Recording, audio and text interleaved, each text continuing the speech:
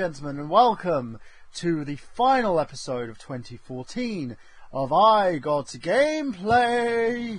Yes, this is episode 109 of our lovely show, and of course, it wouldn't be a lovely show, amazing people that we've met along the way, and we'll talk about that all in a little bit. Of course, let's just introduce our lovely host for this evening. And of course, we have returning to I Got Gameplay for a third time, Mr. Sean Michelin. Sean, how are you doing today? Good, monster. And I know you'll be raring up for our modding episode that we're going to be doing next week, so that's going to be great. That'll be one of our first episodes in 2015, so we get to kick that off. And Nina Kasky, of course, is with us today as well. And Nina, how are you doing? How was your Christmas? Have you been stuffed full of turkey? Well, I'm a vegetarian, so tofu. Well, then, have you just been... Anyway, yes, I am stuffed. Take that as you will, and I'm doing it. Well, stuffed is kind of very English, isn't it? And speaking of stuffed, yeah. We have the man who is stuffed full of goodness and Christmas cheer and posts, and being a lawn boy, of course. We have Mr. Dave Wade. Dave, hello. Of course, yesterday, and we had a big show yesterday, didn't we? We had an amazing show, really big show. Really See what I did there. So. Yeah, we had Nigel on yesterday. I was super nervous, but... for those of you who don't know Nige, he's basically one of the many talents on Ring of Honor, and has also got his own project called lafights.com. You can have a look at the backing information. I've pledged $30 onto the project to get myself a nice free LA Fights t-shirt, of course, and to also see a streaming version of the show once it's up and running. It's for a good cause, and if you love professional wrestling and you want to see something different in terms of a product, it's got the backing of some amazing individuals as well. So I gave him 50 quid because I'm a prostitute, and I basically bought, I would have given anyway, but basically bought an intro for my channel. Exactly. And speaking of being sexies and giving the ladies what they want, we have none other than the Access Gaming Podcast himself, and also the man who's now going into the wild to look for amiibos. He is Mr. Xander Scullion. Hello, it's been a while. It's been a while since I've been here. I know most of my female fans have just been like, when's Xander going to come back on? Because he's like, I'm just as handsome as Xander, and I'm just as amazing. Yeah, it's the voice, isn't it? Yeah. He makes Xander, when he talks to you, he says hello, and ovaries start exploding. And there's... It's kind of a problem.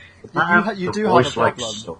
I could, I've had a few conversations with police officers who are looking at pressing charges, but they don't know how the vocal kind of like being is responsible for that. And is it true that woman who gave birth on the subway in New York on Christmas Day is because you spoke to her? Yeah. I'm like, whoa. I'm not making this up, by the way. When I saw that on the news and they said, and they do that, shuffle their papers with that really smarmy end of scene and go, as yet the child has been unnamed, I didn't actually say to myself, call it Xander. Well, just have like the Access Gaming Podcast blanket on the thing, I'll give that child a t-shirt that advertises. And remember, lady, happy gaming. So, Xander, you've been looking out in the wild for some amiibos, and also asking people about Let's Plays and bits and pieces. And of course, you had myself and Johnny Millennium spam your timeline full of sexy games taglines. But yeah, whatever else have you been up to? Because you've had a kind of a busy Xmas. You haven't slowed down, have you? No, yeah, I've been busy with the YouTube channel. I've been doing the Entertainment Talk Nation podcast. I've started doing that now as well as Access Gaming podcast, and just that and work, and I've just been trying to do too much for one person, but it's been fun. Oh yeah, I actually had some Marmite this morning. I had some Marmite for breakfast. But yeah, I just been doing so freaking much, and you know what they say, it's better to what is it? Better to keep on being on fire than burn away, or something like that, like fizzle out. I don't want to fizzle out. That's what I'm trying to get at. Oh, I don't remember the saying. What? Yeah, Shit, I can't remember the saying. Warren, you're the movie bloke here. What's the line from Highlander? Yes. Have something to say. Clancy Better Brown's to burn out Yeah, than to fade away. fade away. Exactly, that's what it is. And then you need to lick a Exactly, priest's that's- hand. Sorry. And then make tongue emotions at the nuns and old ladies. Speaking of leaking priest's hands, we've had, I don't know how I'm even segueing from that, but yes, we've had a very, very interesting 2014, of course, nonetheless. We're talking before, like when we were off air, of course, what 2014's kind of been like, because it started from 2013 when I Got Gameplay officially changed over from its former radio station to the XFI radio with Clint Davis. We were hosted on there for a couple of episodes, and then we moved on to the Retro Island network. So it's kind of a very weird transition in a sense for us, because we was able to kind of go from one radio station to another to then starting our own network. You know, we managed to spawn off amazing shows like the Untitled Movie Show, Slamcast, of course, as well, and also a ton of other shows related to several Retro Island talents. And the Slamcast views went through the roof on that one episode, didn't they? Yeah, and it's been a great all-about experience for us. And we also, you know, had Xander on as kind of a regular rotation of hosts from being kind of one of our guests. Then we had Rob returning for a couple of episodes. I believe Rob's done a total of 4 episodes with us on I Got Gameplay. We added Anina to the rotation, of course, as well as Sean, and of course got you on the show finally, Dave. And it's been 2.5 shows, thanks to the old bill. 2.5 shows. Oh god! Yeah, what happened? I don't know what happened. Well, you might as well say it on air, Dave. Go on. It was suing them. Oh, you're suing them. Oh, you can't say it. Oh, can I not? Shit. I mean, no, we're not. We're just having a heartfelt meal with pizza and discussing our differences about. You got the wrong fucking guy, you dickheads. He was arrested because they thought he was Xander and he was smooth talking the ladies, but they were like, "Wait, that's not." They arrested me in the interest of keeping people, you know, not populating and having babies on public transport. Yes. Yeah. And they're like, "1 second, that voice isn't silky or smooth. That's not Xander Scullion. Damn it!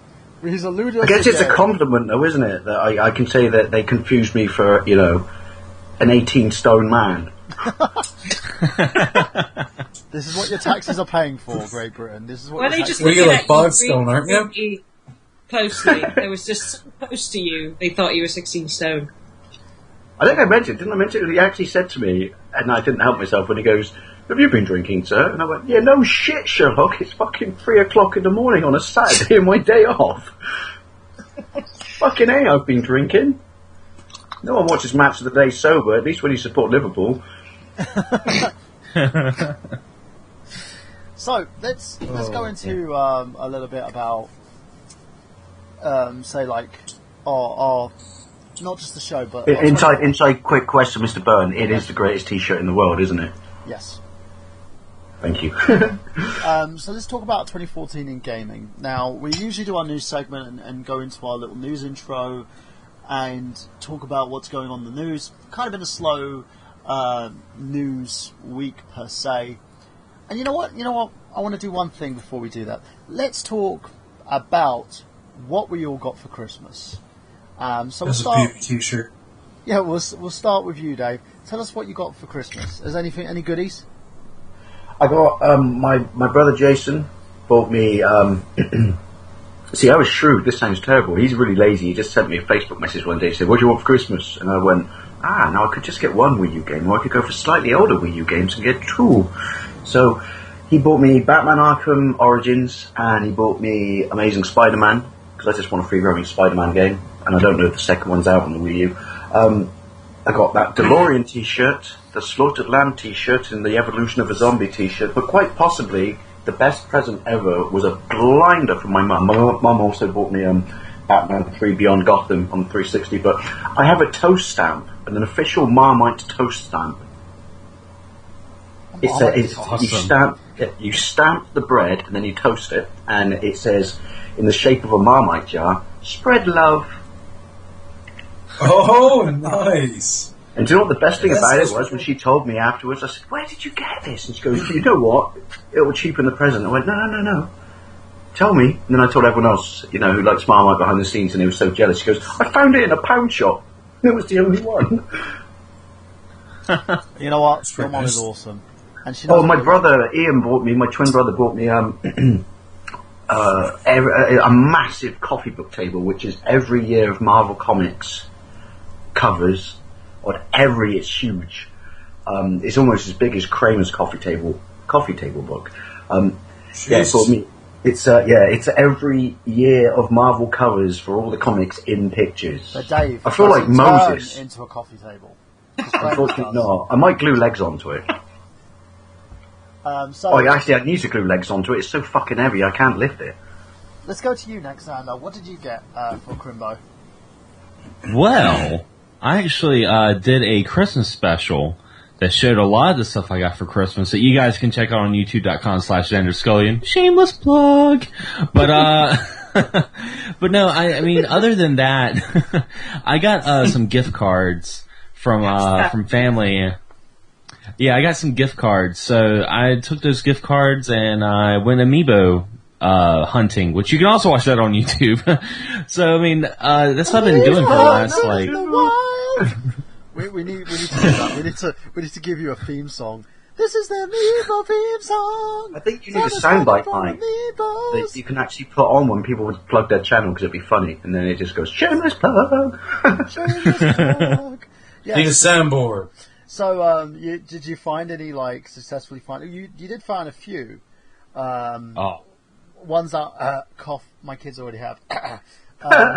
Shameless plug.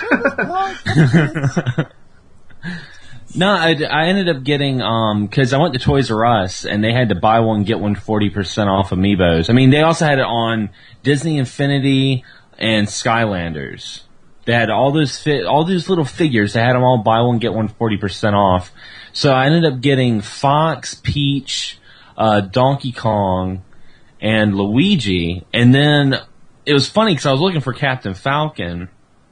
And someone on Facebook saw my video, and this dude lives in Tennessee, and he ended up going on GameStop because he knows I'm from Wilmington, North Carolina. I went on GameStop and found one of the GameStops in my town that had a Captain Falcon, and called me and told me. And I have a very funny story about the Captain Falcon. Okay, he told me about the Captain Falcon, and he said it was low in stock. So I went and called the store, and I'm like, "Hey, do you guys have Captain Falcon?" And the guy's like, "Let me look." Because it was 15 or 20 minutes away from my house. I didn't feel like driving there and missing out since it said low stock on the website. Well, he went and looking, and he was like, "Man, the amiibo section's bone dry, but it says on my computer we have 2. So he went in the back, and he was like, "I'm looking at them right now." And I'm like, "All right, I'll be there in just a second." He was like, "Well, let me get your name." So I gave him a name, drove up there, and at first they weren't. Yeah, he held it for me, but this is the funny part. When I went up there, I told him my name. I was like, "I'm picking up Captain Falcon." At first, they thought that I had it as a pre-order. I'm like, "No, I don't have it as a pre-order." And they were like, "Well, the 2 we have back there are actually for pre-orders." And the manager, they didn't want to sell it to me. But the manager knew me and was like, "When was this pre-order supposed to be picked up?" And the person luckily just missed the deadline. So I ended up buying someone's pre-ordered Captain Falcon. I felt kind of bad, but I was like, you know what? If you don't pick it up in 2 days, they put it back on the shelf anyway. Yeah, it's really annoying as well because it sounds like probably the store clerks wanted them. They're like, "Oh, if we held on to it, we could probably sell it for a lot more." Because I know there's a local computer exchange near mine, and I'm going to name them shame here. They've got Kirby. They've put the price of Kirby for double the amount that it goes on the Nintendo eShops. Because usually over here these things are $10.99 an amiibo. Game are selling them online for $15.99, so that's £5 extra, which is ridiculous. And it's $20 over here. I hate it when they feel they need to pick gamers' pockets because something it becomes what everyone wants. This is my issue with it. I think the biggest thing that I have in terms of a grudge is I understand resellers doing it for retro games. I understand for games that become rare. The one thing that I don't understand is when people start selling, like, these amiibos are out of stock. They're not rare, right? They're not discontinued. And you're trying to pick gamers' pockets for them already. That's ridiculous. You know what's funny though is I'm so glad that I don't live in Norway, because I was talking to my friend Irene on Skype on Christmas Eve, and I was showing her my amiibos on Skype, and she was like, "Man, I haven't even gotten an amiibo yet." She was like, "They're $30 over here in Norway." I was like, "Holy shit!" Yeah, I know. Norway's I was like, expensive country in Europe. yeah, it was just it boggled my mind. I was like, damn. I was like, yeah, I wouldn't. But luckily, I mean, out of all the amiibos I have, I've probably bought like 3 or 4 of them. A lot of them I've gotten as birthday gifts or Christmas with those gift cards, but that was about it. I've lucked out on that. I want Link, and that'll be my collection finished. I probably won't even. I think we said this before. Can I scan him without actually opening him, because I'm an action figure whore and I don't open anything? You know what? You can. No, they have to start now. Yeah, well, like Chris, our friend Chris from Pixels Without Borders, he actually turned the case over and took a razor blade knife and cut that strip out, so it's still in the package, but he can still scan it. Well, I have minions who I had to watch them systematically pull the cases apart. See, if I was in the room, I would have been crying then. I was literally just sitting there going, "It's for the children, it's for the children, it's for the children." And then one of my daughter's Princess Peach came to me and goes, "Someone's taking Peach off the stand!" I was like, "Oh my god, what have you done?" And the amount actually, I was just like, I went, "Who did this?" And everyone's pointing to Rohan, and Rohan's just sitting there going, "I'm sorry." I was like, "Go on the stairs now." Luckily enough, she's still on the like the stand, you know, the plastic rod. She's still on that. All it's done is literally the glue has worn off on the stand, so that the rod that can be taken out. So all I've got to do is just glue the area, pop the rod back on, and it's like nothing happened. But I just went to Rohan. These aren't So basically, toys. you have to re-rod Princess Peach. Well, the rod's still up her ass, so it's fine. Yeah. Controversial. You just got to feed it to her some more. Yeah. So, Anina, what did you get for Christmas? Well, the biggest gift we are going to give each other, me and my boyfriend, is a PS4. And we're going to buy it. As soon as we both have a day off, we're going to go. And we obviously waited until January sales. Duh. Well, we actually ordered it on Black Friday, but the order didn't go through. So that was a heartbreaking moment when we thought we got it. That, and we got a Little Big Planet for £300. And then we get an email the next day saying, "There was a problem with your card." Oh, So, I hate that. for a brief moment, Amazon did this we so owned a much to me. PS4. But we're going to buy it as soon as. So that's the big gaming one. And otherwise, like, you guys know Loot Crate, right? Yes. Yeah. Everyone knows Loot Crate. Brilliant. I owe someone a Loot Crate who's on the show at the moment. Sounds Ah. brilliant. Anyway, not really gaming related, but I'm going to say it anyway because it's brilliant. We have this in-joke about owls. So my boyfriend made me a Hoot Crate filled with Hoot everything. Crate. I know, and one Jesus. thing in the Who crate was a T-shirt that had Doctor Who, but he was an owl, and it's brilliant. Nice. It's Tom Baker. I did something like There's an owl. He makes me very happy. Doctor Who. I did You something. love my house there because you can hear 4 owls every night. That's why we have no rodents. So yeah, I got. So those Yeah, are the I best did ones. something- And I got a fitness band as well, a bit like the Fuel band, but a different make. Ooh. So that's cool, keeping me in shape. Yes, and Xander, you did something similar with the Loot Crate? Yeah, I did something for a good friend of mine. It was her birthday, and I sent her her own like personal, because I had just gotten a Loot Crate myself, And it gave me the idea, because I've always wondered about Loot Crate, and I finally bit the bullet and did it so I get that little Mega Man helmet. But I did like a Loot Crate for her. I put like a little vintage Godzilla shirt that I had since high school that I only wore like a couple times. It was so mint. It was so immaculate, but it's too small for me. So I ended up giving her that t-shirt. I gave her like a Yoshi plush. I threw some like watermelon peeps in there, so I threw some candy in there, and I made her one of those polymer bead arts of Mario for Mario 3, like flying in the air with his little raccoon tail. I made her all that and put it in like a little box and send it to her, and it was really, really cool. It was like this own little personal Loot Crate. Yeah. You know the problem with this, though, with your great power comes great responsibility. You know that now she's worn your shirt, she is pregnant. Sorry. Probably. Probably. Does that mean that he was faster than the speed of light? He's intangible. He's everywhere. He's omnipresent. Santa is my god. I bow before your worship. You can move sideways in time. Yeah. Does he leap tall buildings in a single bound? He doesn't need to. He's that cool. He just thinks about it. And I'm that's enough faster for than a everyone. locomotive. Well, I forgot to add for my complete nerdgasm, the two presents I got that absolutely blew me away, that made me sound like a complete fucking nerd to everyone. Someone sent me a chunk of the moon, and someone sent me a medallion Still that's made as... So It's basically, cheese. you're telling us that Someone you're- basically bought me a block of cheddar. So you're telling us that you're friends with Mario, who basically Yeah. went all through the galaxy and found you a piece of the moon, Dave. It's a moon! And the other one was, I got a medallion that's made from the metal that was on Apollo 11. Wow. Wow. I sit there each night with them in my left hand and my right hand, and I'm perfectly yin and yang. Oh, okay. Something I from was just space, like- something that went to space. I was just going to say, so you have it in your left hand and your right hand's doing something else.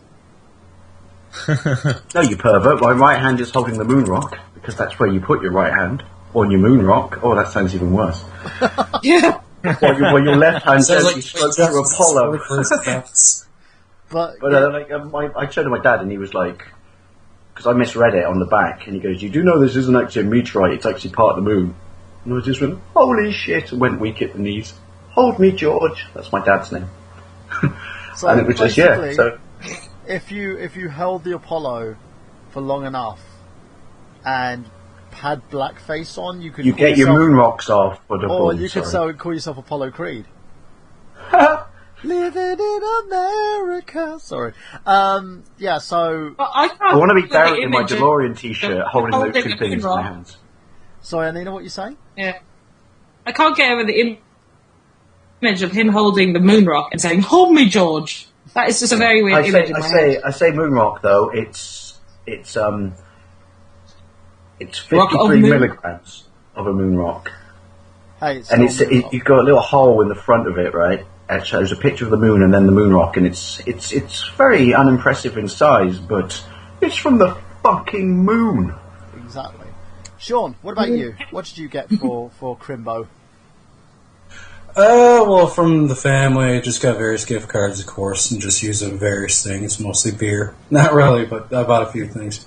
Nothing, just nondescript things that needed around the apartment and that. But a customer at work had brought in a whole computer that they weren't using anymore, a few years old. The power supply was perfectly good, so I managed to revive my tower for Christmas. Along with that, rearranged the workspace around. Yeah, the Christmas miracle is I also got my workspace actually redone out there. I think you saw the picture I shared there. I was doing the whole battle stations thing there in the Happy Console Gamer forum, and it's a lot more friendly towards my capture and everything like that and broadcasting now. I just need a mic stand. That's all. I'm still using this little tiny tripod smaller than my hand spread out. I was about to say, man, like, I see a lot of gaming setups, but there's something about your gaming setup that I really like. It's so freaking cozy. And I remember, like, the first thing I said when I saw your game room, I was like, it looks like the badass teenager in the 80s, like his basement bedroom. That's what it looks like. It's so freaking nostalgic. I love it. All you need is a cinder block table. Yeah, Yes. I actually got a little fucking breakfast table there that I use for crafting, and right now my spare laptop is on it. Oh, I'm so glad I got my gaming tower back. Oh, I use the CRT though through rest video, but the way everything's set up now, like I just sit right in front of it, and like the PC games run at 60 frames a second, the color's still great. They're not going to run at high enough resolution where it's like, oh, they look like people. It's not quite that level yet anyway, and so right now I'm playing Dead Space 3 here, and I'm loving it, and next thing is going to be get a better video card. So Dead Space 3, and he's loving it. So, for me, I basically didn't get anything for Christmas apart from one gift. And the thing is, I'm not kind of a gift taker, if that makes sense. I'm more of a gift giver.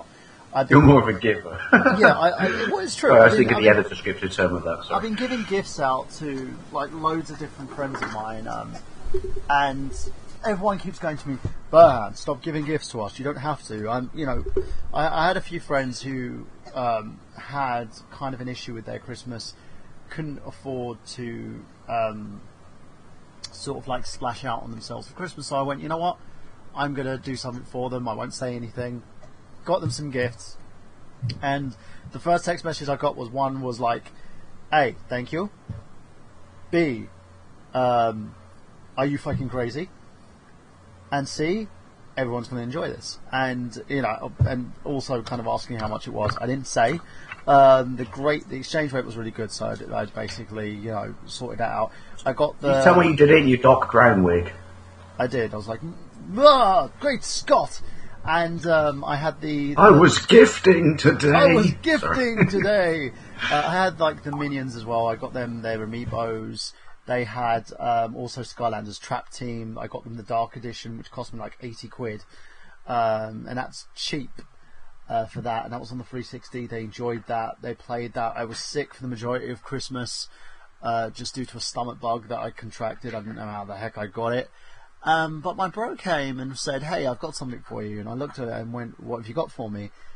And it was a copy of Bayonetta 1 and 2 for the Wii U. And I must say, playing Bayonetta 1 during the nights of tummy problems, it's such a good game. The controls are way better than the 360 when I played it previously. It's very fluid, and I love the addition of the costumes. You know, I love the Princess Peach costume. The Link one is kind of very... Oh, I didn't know they did that. And they also had the Princess Daisy costume as well. And it's so they've got like a plush Mario and Luigi attached to them as well, which is I think is really cute. I would say about Bayonetta 2, I've only played the demo, and I saw you did a gameplay of it as well, Xander, but for all those people who go, oh, the Wii U's so underpowered, it was just even the demo was so impressive. I thought it was just thrown around the screen, no slowdown, no nothing. Well, you can see they've taken a lot of care, especially with Bayonetta 1. They've made Bayonetta 1 up to par with Bayonetta 2 because the graphics are so much better than their previous counterpart, the 7th gen counterparts. And the gameplay, everything kind of works. It's like I'm playing Devil May Cry, but you get a lot of booty and boob shots. I was going to say though, man, like, I cannot wait till you actually play Bayonetta 2, because that is one game that I played and pretty much beat in one setting. And I will say this, you have to get the Star Fox suit. Get the Star Fox suit, because at the end of Bayonetta 2, there's a part in the game that's going to make you wish, that's going to make you so excited when they come out with the Star Fox game in 2015. I'll just say that. It's going to be freaking awesome. I've seen the video, so I know. The one thing I do want to say, Xander, how many chapters was Bayonetta 2? Because apparently Bayonetta 1's like 16 chapters. It's the same amount of chapters. Now, I did play Bayonetta 2 on easy. I'm not going to lie. I played it on easy, but I'm a man. I had so much freaking fun. Well, I'm like one of those kind of things like I've played games for so long, and I've played like really hard games in my years of gaming, and sometimes I just want to play a game and just get through it. Yeah. I don't want to deal with all the bullshit. Sort of thinking. Yeah. So true. Yeah. Yeah, I don't want to go through all the bullshit. Yeah. So I sat there and I played it on easy, and I'm telling you, I had so much of a fun time that I'm like, yeah, I played on easy, but I couldn't tell you the last time I played a game and beat it in almost one setting was when I played The Last of Us. And it was Last of Us and Bayonetta 2, I can say, are two games in my recent history that I played and watched the sun come up. And it was such a glorious feeling. I loved it. Yeah, Bayonetta 1, I'm playing that currently on normal. There's a few times where I had to go to the internet in order to figure out how to get through something. But in terms of the witch time, in terms of everything, it literally is like playing Devil May Cry. The mechanics are the same. The character, even some of the story reminds you a lot of Devil May Cry. You get like heaven versus hell, in a sense. Did you play the PS3 version? I played the PS3 version, and I was wondering how much it's upgraded from that one. The graphics are a lot better. I really want to play it too. The characters look a lot smoother. Okay, I feel like I'm hearing myself. You are. Yeah, there's a little bit of echo. Is that from your side, Anina? Don't think so. Yeah, I think it is.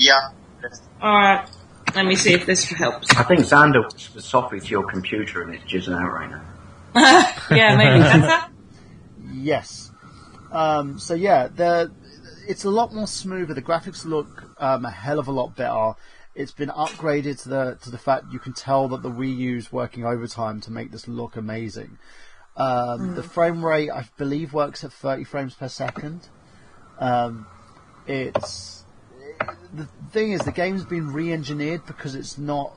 They haven't upscaled it. They've literally just tore everything down and built it back up again. Yeah. Which is great, and it looks beautiful, and you get some amazing extra knickknacks in there as well. I just can't. I'm sending my mom my picture and I can't do it. I'm really upset. Game. I can't. I want to, but I can't. Defeated. Oh, yeah, it's one of those where I know a lot of people have been defeated with that game, and it is hard work, but it's also a really, really good game to play, and I'm enjoying it a million times over at the moment. You know, no, I loved the first one. Loved it. Yeah, it is a terrific, terrific game. So that was what I got, and I have to admit I enjoyed that. Oh, and Xander got me a little gift as well. He gave me a code for a Primer Smash Brothers guide, which I love to pieces. It's always nice when you get things from people, and I always find, for me as a kid, I feel like a big kid. Every Christmas to me reminds me of the first Christmas I've ever spent. You know, the Christmases I've spent with my family. When I got my first gift, which was my Nintendo Entertainment System, or even back to when I was younger and my dad bought me a Transformer. We're English, Mike. Don't call it that. What's that? Call it NES. We're English. Sorry, North America. David is Englishisms. So yeah, this, you know, when I got my Nintendo, when I went back and I got my Transformers when my brother destroyed them. I cherish every single Christmas that I've ever had, and it's fun to have that childish moments. And as I pass everything down to my next generation, you know, my kids, I find that watching them experience every little moment like that is a great thing. So to everybody out there, I want to just wish you all a Merry Christmas, and leave a comment below. Tell us what you've had for Christmas. What kind of gifts did you get? What kind of knickknacks did you buy? Or did someone get for you? Because I really want to know. It's something that I feel, not only as someone experiencing Christmas, but as a gamer myself, I want to know exactly what you guys got. Now, and if you believe in Festivus, Mr. Burns up for the trial of strength. I am, yes. So let's go on to our 2014 retrospective, and you know what? We'll do that right after we play a song. And I managed to get a song from the awesome Mega Ran, who I did a video for quite recently. And the great thing about it was he gave me an album, and a lot of people who backed his current Kickstarter project an album, which was the current album that he gave a lot of us, was a new one that he released called Commission. It's kind of a Christmas present to the rest of us, and I enjoyed it. And what I'm going to do is I'm going to play a track from Commission. I'm just trying to find out what track I'm going to play for you lovely peeps out there, and then as we go to kind of commercial for a little bit, and give us a bit of a time to get ourselves together, collect ourselves, to get a little break. And or in also, my case, take a piss. Sorry. yeah, and give you people a lovely song to go with. So what I'm going to do is I'm going to go to a track that I think is actually kind of awesome, and it kind of reminds me of the of what Christmas matters, and that's family. So this is from Random, aka Megaran, and it's called Family.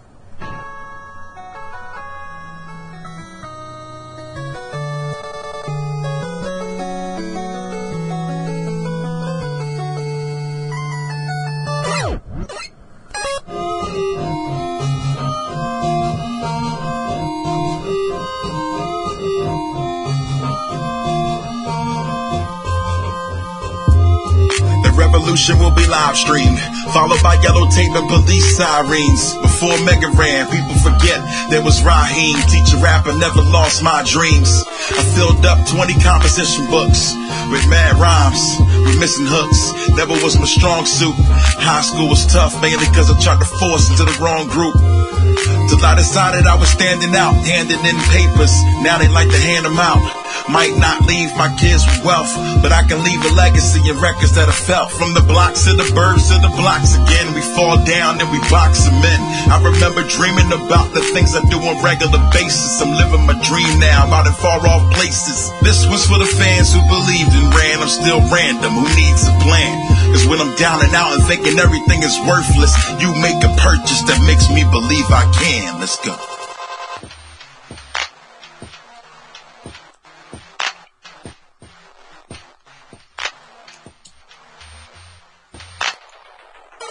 So this one's for the family who knows how difficult it can be.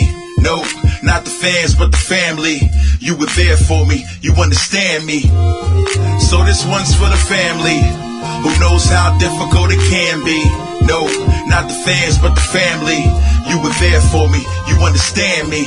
Saw a bit of myself in the blue bomber, a character who always escaped unspeakable odds. While I was moving up to slip through most drama, I credited my mama, my faith in God, yeah. Hard-headed like a Met life, level up the threat, still I'm steady as it gets. Sniper Joe with the mic and flow, 200 watts off the top, leaving rappers enlightened, no. And this is for the folks who were patient, lost in translation like localization. No hating, but you know who was making video game raps first, no debating. Big ups to YTC, cause the NES album's what inspired me. And if it inspires one rapper, one beat, then that'll make the cipher complete. Remember, I didn't do it for the fame, I did it for my love for the game. And if I had a chance to do it over, I would leave nothing changed, and I hope that you would do the same. Peace.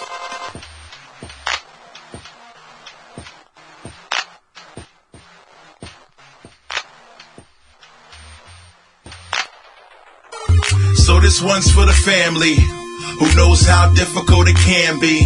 No, not the fans, but the family. You were there for me, you understand me. So this one's for the family who knows how difficult it can be.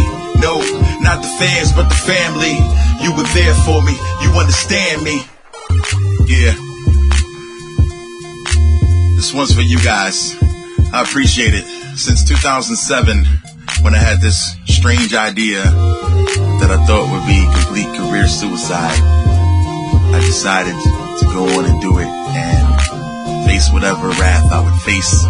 But luckily, you guys embraced that, and I'm more than appreciative. I don't even know any other way to thank you except to record. So this is what I did. And this is for you, for everybody who got Kickstarter, for everybody who continues to come out to shows, to say hi, to high-five me, to buy merch, to tell friends about me. You guys are literally my lifeblood. As long as that continues to flow, I will continue to go for you guys. So this is all for you.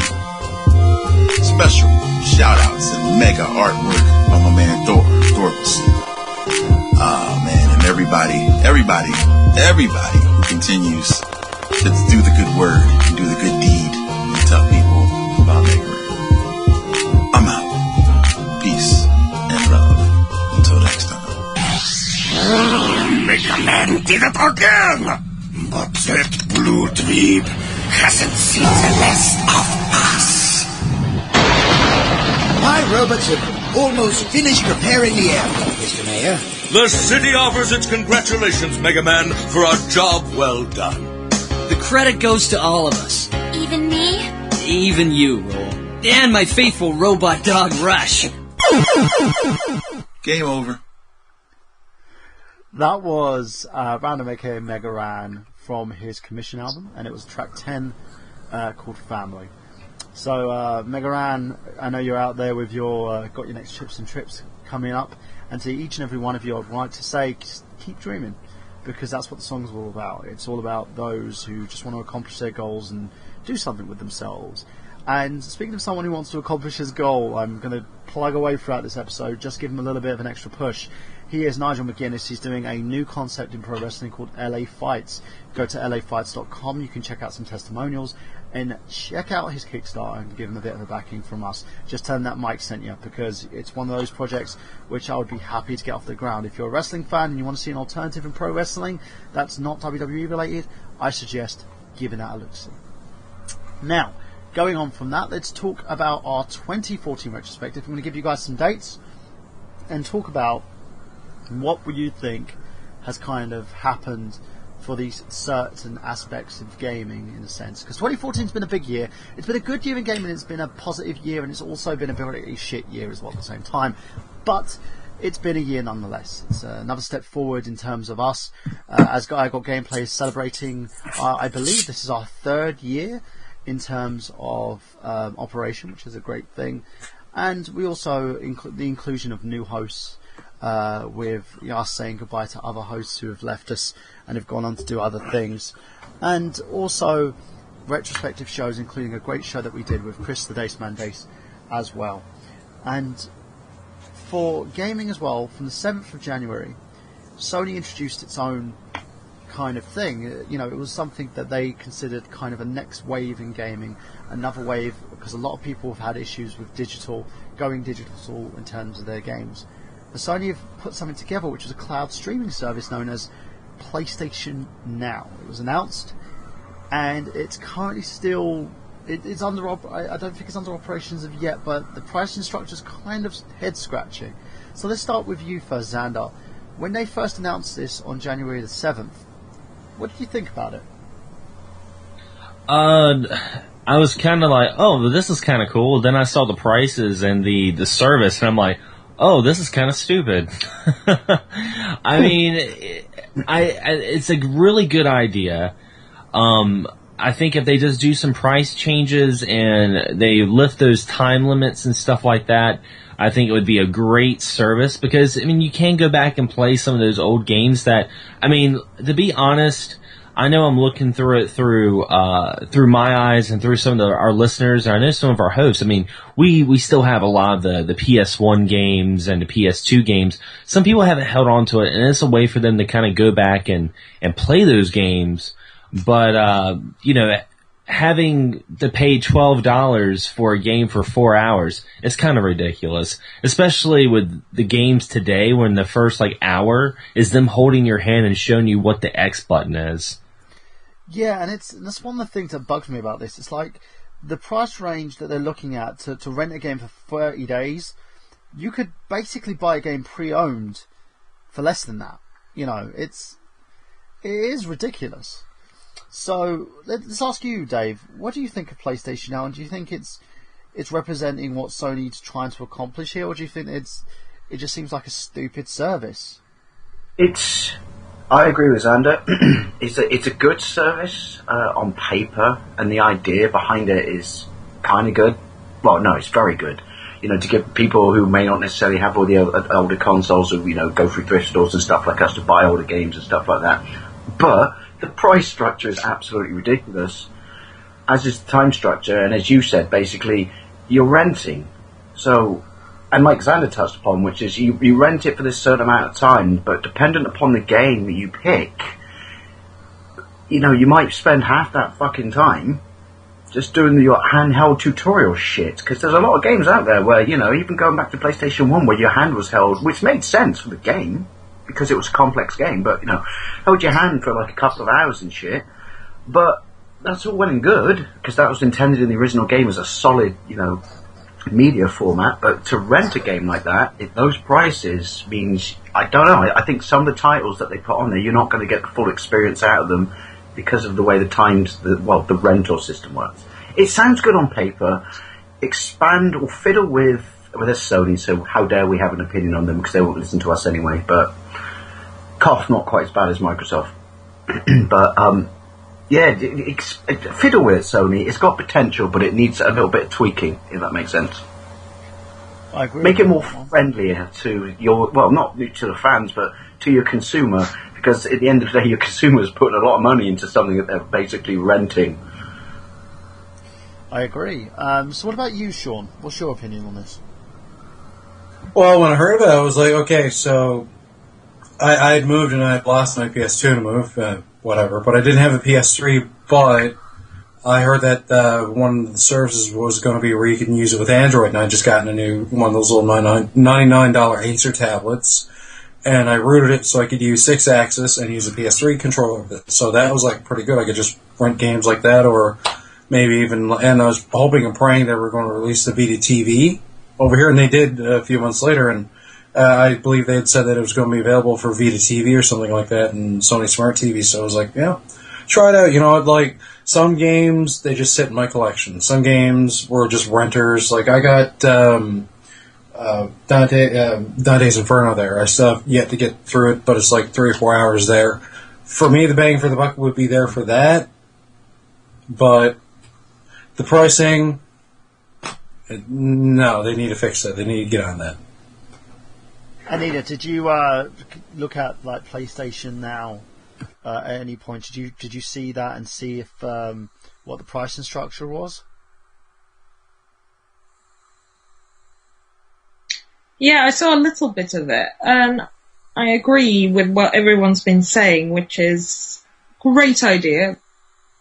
Sort of a gaming version of on-demand sort of Netflix love film kind of thing, which is great. But I think they got a bit excited about how could be earning, and they thought people would jump at the joy of doing it. And I think again, I could go to a friend's house and borrow a game, and they need to make the threshold much lower. No, I agree. I don't think the average gamer doesn't. That's a really good point, actually, about going to your friend's house there. Disposable income. Yeah, no, I agree, and that's the thing. I do agree with everyone said here. So for 2015, I think we can all agree if Sony reins it in a little and gives it more of a Netflix pricing structure, I think things would be a little bit easier, because if you gave them an on-demand service with content for a kind of a set fee. I was kind of surprised that they didn't give it that structure, though, because if you look at how well Netflix has done, at least my experience with it in the UK is it's done really well, because it is really, really good. That's just what I was going to say. Netflix, yeah. Yeah, that's how Netflix got to where it is, and now it's a bloody production company. Yeah. It basically... But that's how they got to their market leadership. What is it? Here it's £6 a month. Which is well, the good thing about it nothing, is, really. You pay like £8 a month here. You can use it on as many systems as you want. So you can use it up to 4 different systems. So if I wanted to take my Netflix and use it on my tablet while streaming on my TV, I can do that. So for something like that, Sony could look at that pricing and say, okay, we don't have to do like £10. We don't have to do £10 a month. Maybe we want to do 15. Because we've got like a huge back catalogue of games, and if we say PS1 and PS2 games, but if you want to access the PlayStation 3 content, then you've got to pay more of a premium service to access everything for like £20 a month. I wouldn't see an issue with that. I just think they need to look at the pricing and say, you know what, maybe we've got to change things up just a little. Now, let's go I wonder if the people who came up with the idea, were basing it on Netflix, obviously little developers and that, and, people down lower down the system, and Sony came up with this idea and said, hey, Sony, I've got this really, really good idea, it'll be totally amazing, and then Sony just came along and said, we know best, and this is our price structure. And they went, no, you're missing the point. It should be like Netflix. No, we're Sony. this is how we do it. Once again, it's just that message got lost in the system. I don't think it's that. I just think the people behind it don't know what they're utilising it for as of yet. And maybe the cost may be the reason why they're trying to price it the way that they are. And they think, well, it's a value service, people will pay this. Truthfully, they won't. And at the moment, there's a lot of people trying to boycott it, and have even gone as far as to say they won't touch Sony's platform again. I've just told them, just buy the games, play the console, just don't associate with Gaikai or Sony's PlayStation Now platform until then. But hopefully they'll resolve it. Now let's go to the 15th and 16th of January. Steam Dev Days was held in Seattle, Washington. And on the 27th, Microsoft acquired the Gears of War franchise from Epic Games. Xander, go back to you. Gears of War, Microsoft. Great news or meh? Actually, I mean, we haven't really seen anything from Gears of War in a long time now. I like the series.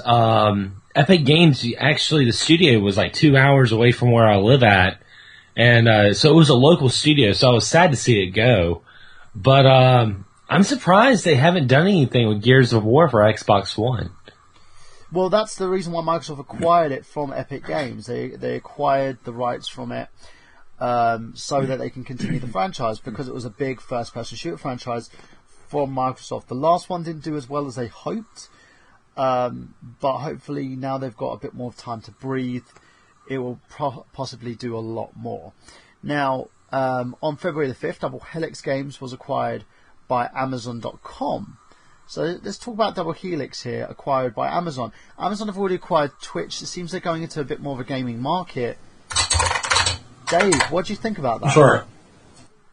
I worry because I understand why companies want to branch out, but when behemoth companies like Amazon, but I just get that kind of little, sense of Googleism, if it makes sense there.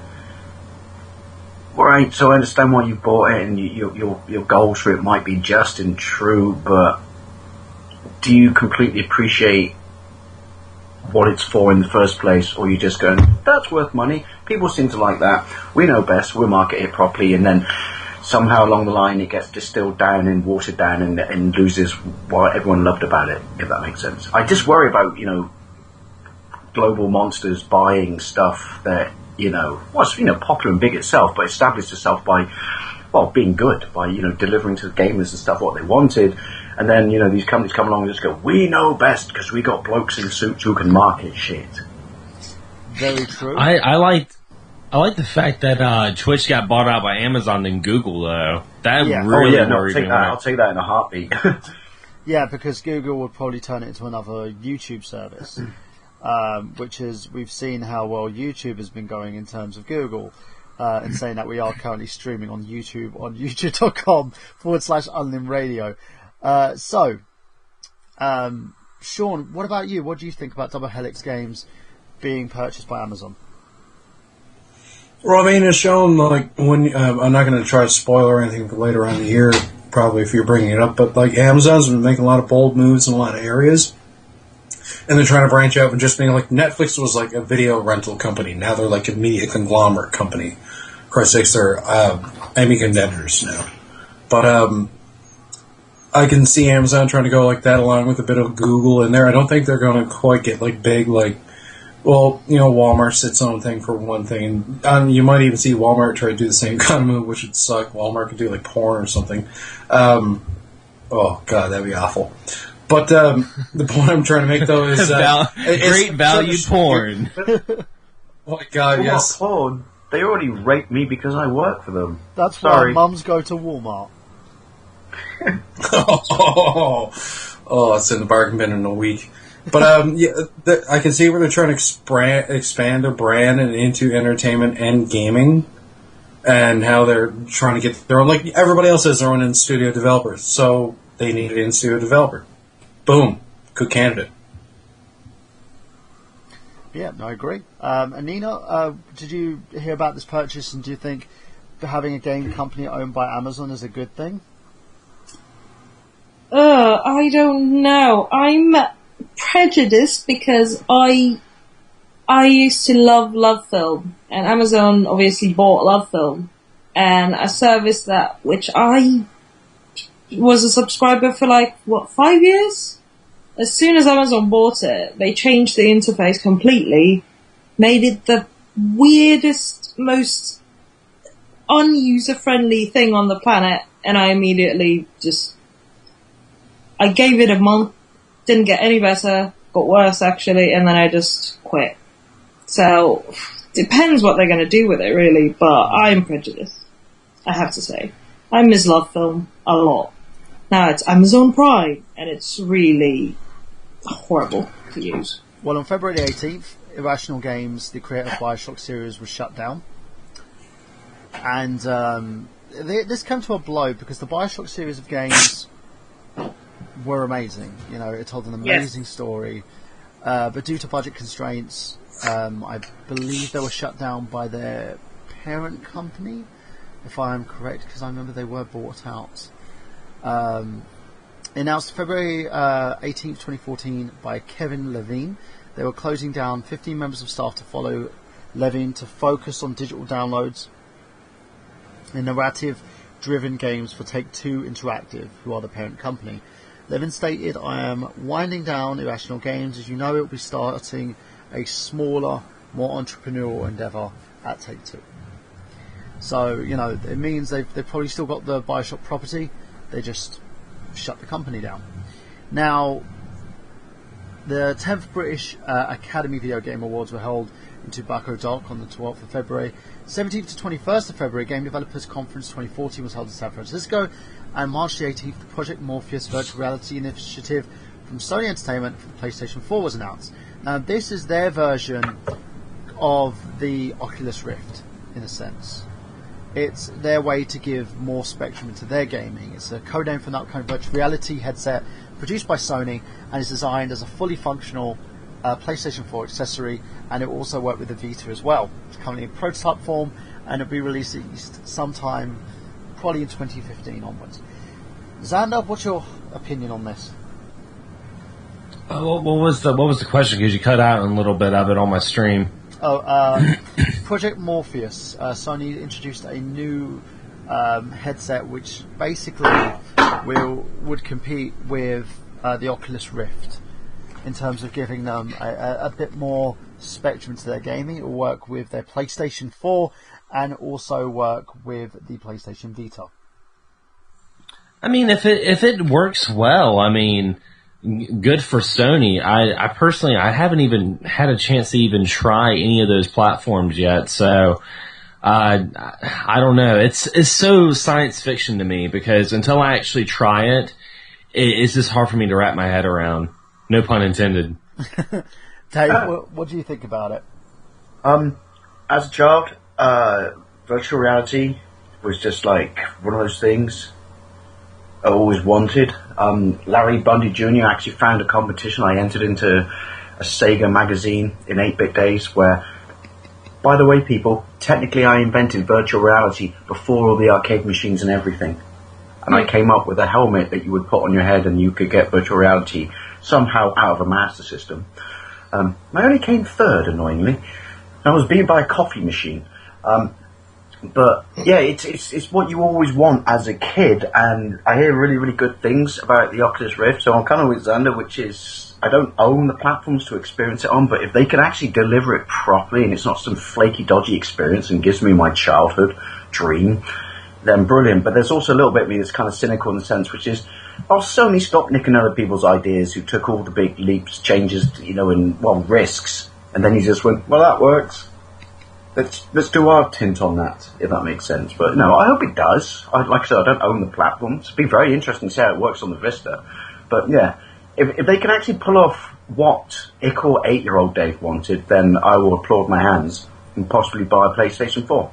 But I'm just a little bit kind of cynical. Sean, what about you? Sorry, what was the question again? Project Morpheus, Sony's version of the Oculus Rift. Well, Sony's always been the kind of company who would look at something and be like, okay, we're going to make our own proprietary version of it and throw a brand all over it, laptops and everything, video game systems. And this was a natural progression because the technology in itself, they're handing out Oculus Rifts, they're not exactly expensive. So, really hardware-wise. So, jump into the game while you can, and they can cash in on that nostalgia of like back in the 90s. Remember the whole craze of virtual reality and things like that back then, like these really crude polygons.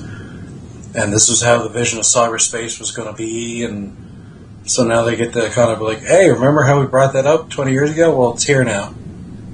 And everybody's going to start getting in on it. Well, do you remember Dactyl Nightmare, by the way? Do you remember Does anyone else remember Dactyl Nightmare? The virtual reality game in the arcades? No. Where you stood I remember in like a sphere, and, well, like, not almost like a mini wrestling ring. You stood in this ring and you put the helmet on, and you had to fight this Dactyl, Pterodactyl, which was the name of my first budgie, by the way, Pterodactyl. I was 5 from Evo. And, That's sweet. I remember my dad trying to explain to me that there was a P in it, and like, shut up! Really? But yeah, I just remember what I've never forgotten this is I just remember looking at this sign outside of it. It was an arcade in Minehead, and it just said, "Warning: this may give you epileptic fits." All right, okay, possibly I'll keep my pound to myself then. But yeah, but no, I agree. No, it's Sony are good with that. With taking, I mean, I feel worried about it, and I think they let other people take a chance, but they do turn stuff into gold and magic themselves, and I would like virtual reality. But just only, not some half-assed fudged version of it. Only if they can actually just nail it and hit the floor running, if that makes sense. I don't want to migraine and throw up on myself playing it in my own house, if that makes sense. Oh, you want to, Dave. So, Nina, what about you? What do you think of the whole kind of Sony's take on the Oculus Rift? Do you think this is a good idea on their part? Well, if the Oculus Rift becomes the next big thing, then it's always smart to be in the running as well with something similar. Again, I've tried the Oculus Rift once. It was amusing, but I really needed actually more time with it to see if it's actually something I would use in the long run. Because at first, when you're wearing it, it's just a novelty. You're just high on the novelty factor.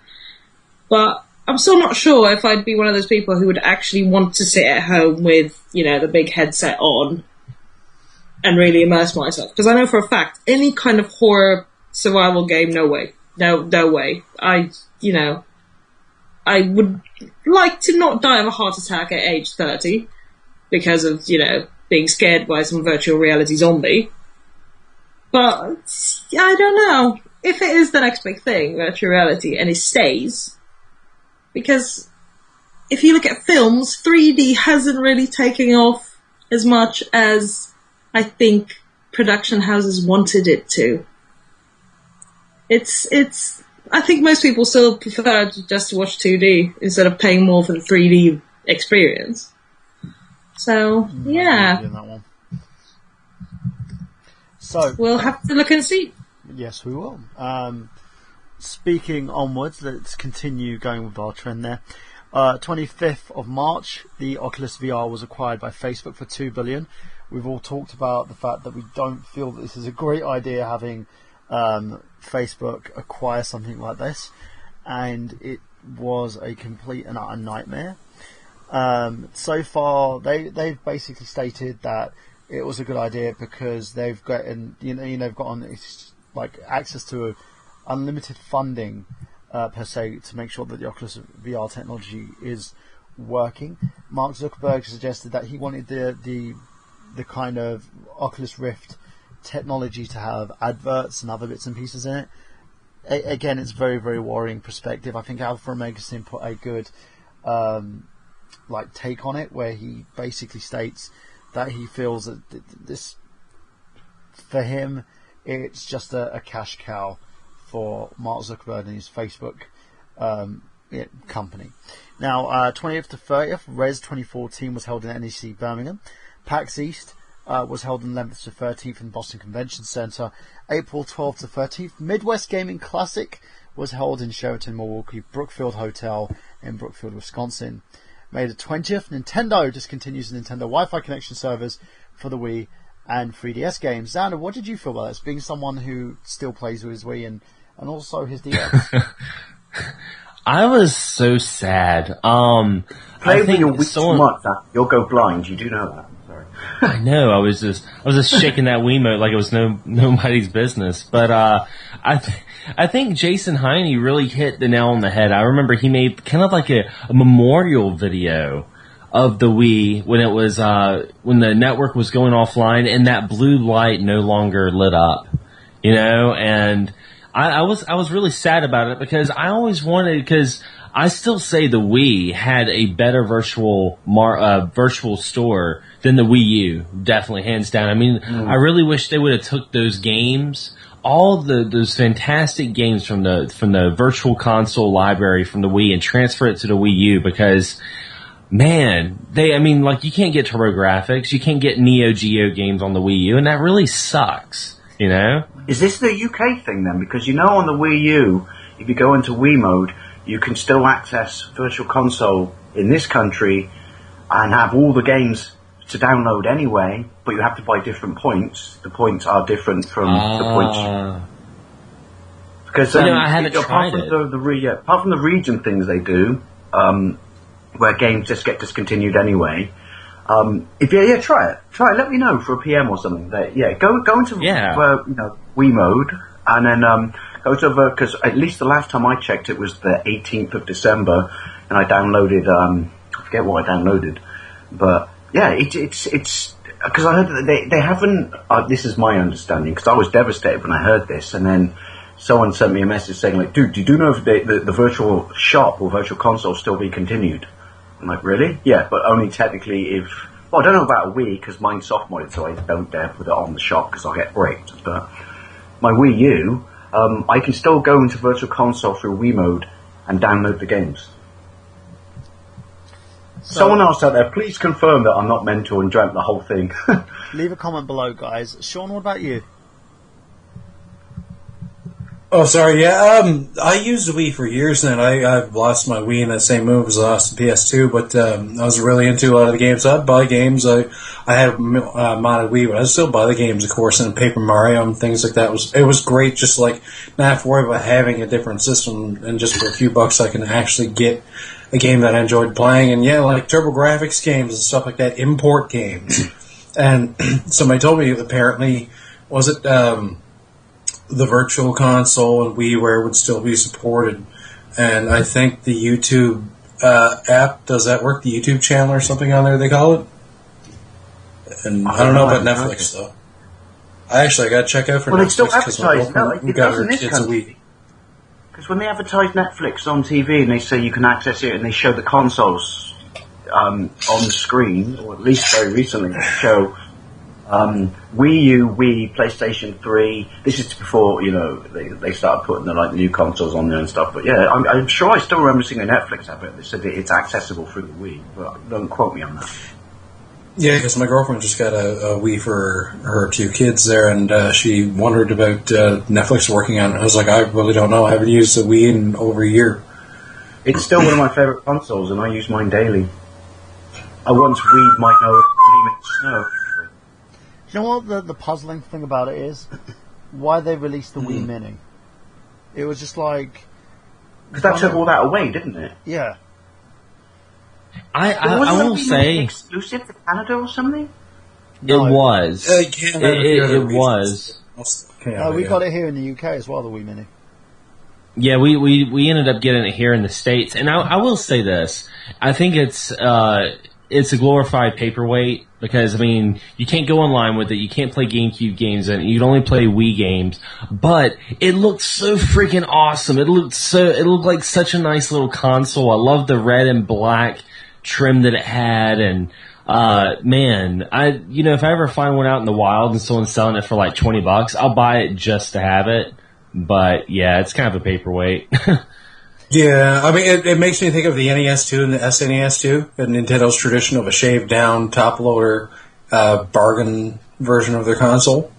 But on the Wii, it's sad that they got rid of GameCube functionality, because that's why I still have my original Wii, but isn't there the second official model of the Wii got rid of GameCube compatibility, didn't it? Or... Yeah, they actually made 3 versions of the Wii. They have the original Wii that plays GameCube games, and they made one that's slightly slimmer. And I believe those started out with the red the red Wii, the Mario one, and they also came out with a light blue one. They came out with those, and those were Walmart as well. It's my favorite console of the last generation by far. Yeah, and then finally they came out with the Wii Mini, and the Wii Mini just took everything out, and it was just exclusively just a Wii console. I had a Wii Mini once, but in my defense, it was really cold. Yeah. So, let's go, continue. 10 to 12 Sorry. of June was E3 held in Los Angeles Convention Center. The 12th of June, Nordic Games acquired publishing label of THQ. Now, what they did was everything, when THQ went bankrupt, all its properties were sold off, and what was left, Nordic Games acquired. Again, looking back on this, Xander, what do you think of this? Do you think it's just what it is? You know, a game company's purchasing a publishing arm of a company that really didn't know how to handle their money?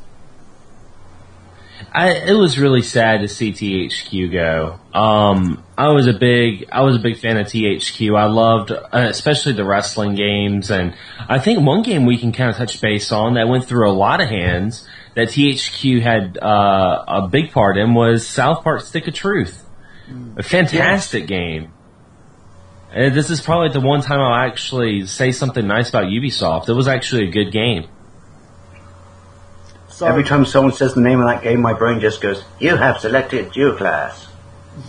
I saw that actually going for cheap. I need to get a copy of that. So, Anina, what do you think? Amazing. It's amazing. I think she had to run off for a minute. Oh, okay. What about you, Sean? Oh, about the whole things getting divvied up between companies and stuff like that? Nordic Games getting the bare bones of THQ. I can tell you what exactly they've gotten. They have Darksiders, Red Faction, MX vs ATV, and they try to find new distribution channels for some of its newly acquired properties, and has considered third-party development of new installments. Of June 2014, it was also announced that Nordic Games had acquired THQ's trademarks, allowing the company to use THQ brand as an imprint on future games. So THQ still exists, but as a part of Nordic Games. Yeah, it's now a brand. Well, you know, some of that stuff was a no-brainer. I mean, they snapped it up for a fire sale. So, I mean, you know, they could turn around because they totally own the rights to it all now. They could reboot the franchises and things like that, or keep, you know, working franchises on the go. I mean, Darksiders was apparently, you know, fairly successful enough to warrant another sequel. And it was one of the ones that people were disappointed wasn't bought up during that whole early fire sale with different companies buying up stuff like Stick of Truth and that. They could go willy-nilly some things, totally take the concepts of some games and just totally overhaul them. So, for the price I think that they paid, they didn't pay very much. Like, was it only a couple million, really, for the whole shebang? Yeah. It was a good buy. It's like coming across a Corvette Stingray that's got a bog ugly color but one hell of a power plant under it, and you know the other owner didn't know how to drive it. And didn't know how to drive it, and pretty much handed the keys over to somebody that actually can handle the stick shift. So, continuing on that, from the 14th to 17th, we had DreamHack Summer held in Jönköping, Sweden. On 30th of June, Crytek's IP's Homefront The Revolution was acquired by Koch Media. Crytek UK, formerly Free Radical Design, and Crytek USA were shut down.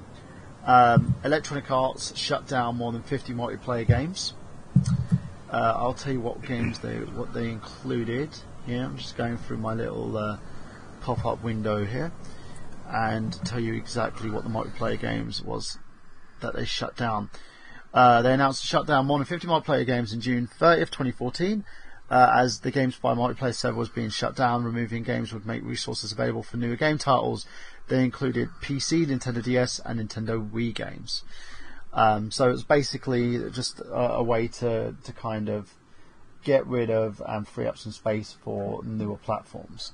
And it's also their way of distancing themselves from, like, in a sense, Nintendo.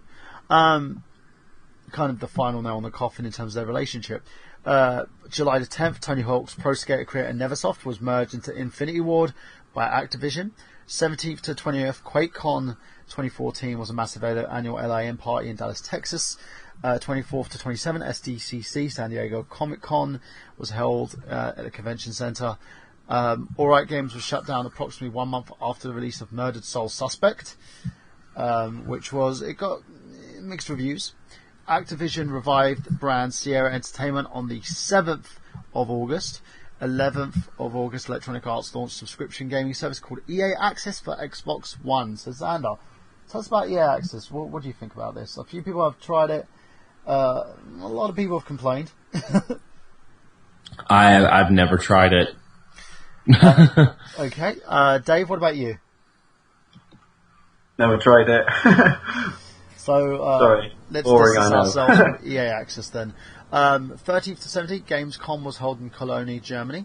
20th to 22nd, Unite 2014 was held in Seattle. 25th, and this is one that Xander actually touched on a little bit, we can just continue about it. Twitch was acquired for Amazon for $970 million. So Xander, take us through it.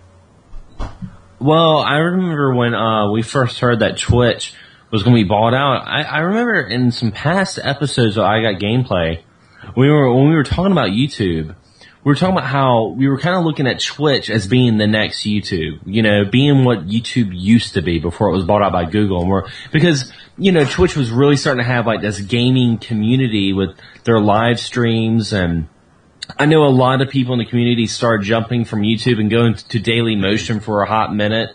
I don't know if people still use Daily Motion on a daily basis, but I was hoping that Twitch would be that next thing. And then when I heard it was going up for sale, I was like, oh shit. And then we heard the rumors that Google was going to buy them out, and that just really worried the piss out of me, because Google has been doing so much like this batshit crazy stuff with the copyrights, and live streaming and copyright do not go together. So we were really worried about that. And then we found out it was Amazon, and I felt a little better. I know Twitch is still not what it used to be. I've watched people do live streams, and their live streams, like the sound would get cut out by like royalty free music, and they would be muted for a little while and then come back. I remember I was watching a guy playing that Tamagotchi Life or whatever for the Nintendo 3DS. Did they do that, or did Twitch do that? Twitch did it. Because when it came back on, he was pissed. He was like, I can't believe they just fucking did that. Well, no, see, I'd be pissed, and I understand, you know, the fact that you would be if that happened, but at least they did that. Unlike Google would just go, strike, now fuck off, child. So yeah, it's the less. I'm not defending it, but it's the lesser of two evils, if that makes sense. Yeah, at least they kind of gave you the yeah. chance not to get fucked over, but it's still bad. But yeah, this is really weird. For I sure. still I mean, have to kiss Nana's ass every time I do a gameplay of theirs on fucking YouTube. It annoys the shit out of me.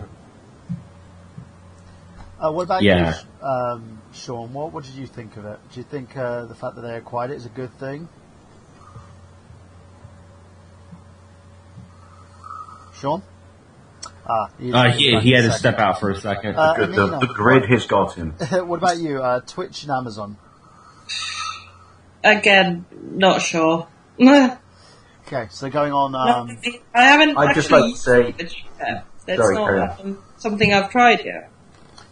Okay. I've dabbled with it, but I would just like to say, and I agree with Xander, which is not necessarily happy about it, but at least it's not Google, and that's a horrible statement, which is, at least it's not those wankers, it's just lesser wankers. Xander just posted a photo on here saying, to celebrate 20 years of PlayStation, we have given PS4 users a nostalgic trip back to the days of the PS1 by not having online multiplayer. Brilliant. So yeah, going on from that, Nintendo announced the new Nintendo 3DS XL on the 29th of August, which was the 3DS LL and also the 3DS, which these ones were actually very different variations of the consoles, of course, having the added like capabilities, bigger processors. So Xander, you've covered this a lot more than I have, so tell us a little bit about the new Nintendo 3DS and your expectations. Well, I definitely want to hear more about it. I'm very excited about this new 3DS model. I know a lot of people were kind of pissed because it's pretty much, this new 3DS is, to me, is pretty much a new handheld, because there's going to be games coming out for the new 3DS, including the Wii port of Xenoblade Chronicles. It's coming out for the 3DS, and it'll only be able to play on that new 3DS. Now, I'm really other than that, though, is it backward compatible? It's backwards compatible with the 3DS, yes. So, I don't know about the DS, but I'm pretty sure it's going to be backwards compatible with the DS as well. But I'm really looking forward to it. That's one of the reasons I know a lot of people are wanting to get that NES paint job put up by GameStop of the 3DS, and a lot of people were going crazy about it, but I was just standing in the back like, nope, not going to get it. And the reason why is because, for one, I already have an XL, but if I'm going to upgrade, it's going to be the new 3DS, because they also added that extra thumbstick as well. Ooh. So it's going to have two thumbsticks. Well, it's not really a thumbstick, it's like a little nub. They added like a little nub to it, so you got your little circular thumbstick and a little nub on the other side, which will make it easier to play some games like in Metal Gear Solid 3 Snake Eater and Resident Evil Mercenaries. That's a pain in the ass on the original one. Oh yeah, so I mean that it would be able to fix that, and maybe be easier to play Smash Brothers on the 3DS, because that's one of the reasons why I don't have Smash Brothers on the 3DS is because it was just the controls were just horrible. It was really bad. Yeah, horrible. The game's amazing. The controls are horrible. My biggest fear is why I'm so tentative when I play it is apparently, and you're still getting it, Baran, when I get some money. I heard that game has broken a lot of people's 3DSs. Well, that's okay, because pad. mine's broken already, because I've got little minions who've decided to pull out the power supply and break the power supply port, so I can't officially charge it anymore. Oh, wow. That's a part of having kids. They tend to do that. I was like going to my daughter, I've now got to send mine and your 3DSs off for repair. Oh, joys! Send them to Stuart Brand. I'm sure he could fix them. And it'll be free. I've asked him about it. He's talked me through it a little bit. Microsoft Studios announced the acquisition of Minecraft developer Mojang for $2.5 billion. Again, this we're looking at basically Mojang's handling of the servers. They felt that with Microsoft acquiring them, it would make things a lot better for Minecraft. We haven't seen any semblance of Microsoft trying to intervene at the moment. We will, my friend. We will. Things are going like gangbusters. What about that Telltale game? Yes, and we've also seen it expand into Telltale Universe, having Minecraft have its own Telltale games. Scott, talk us about that a little bit.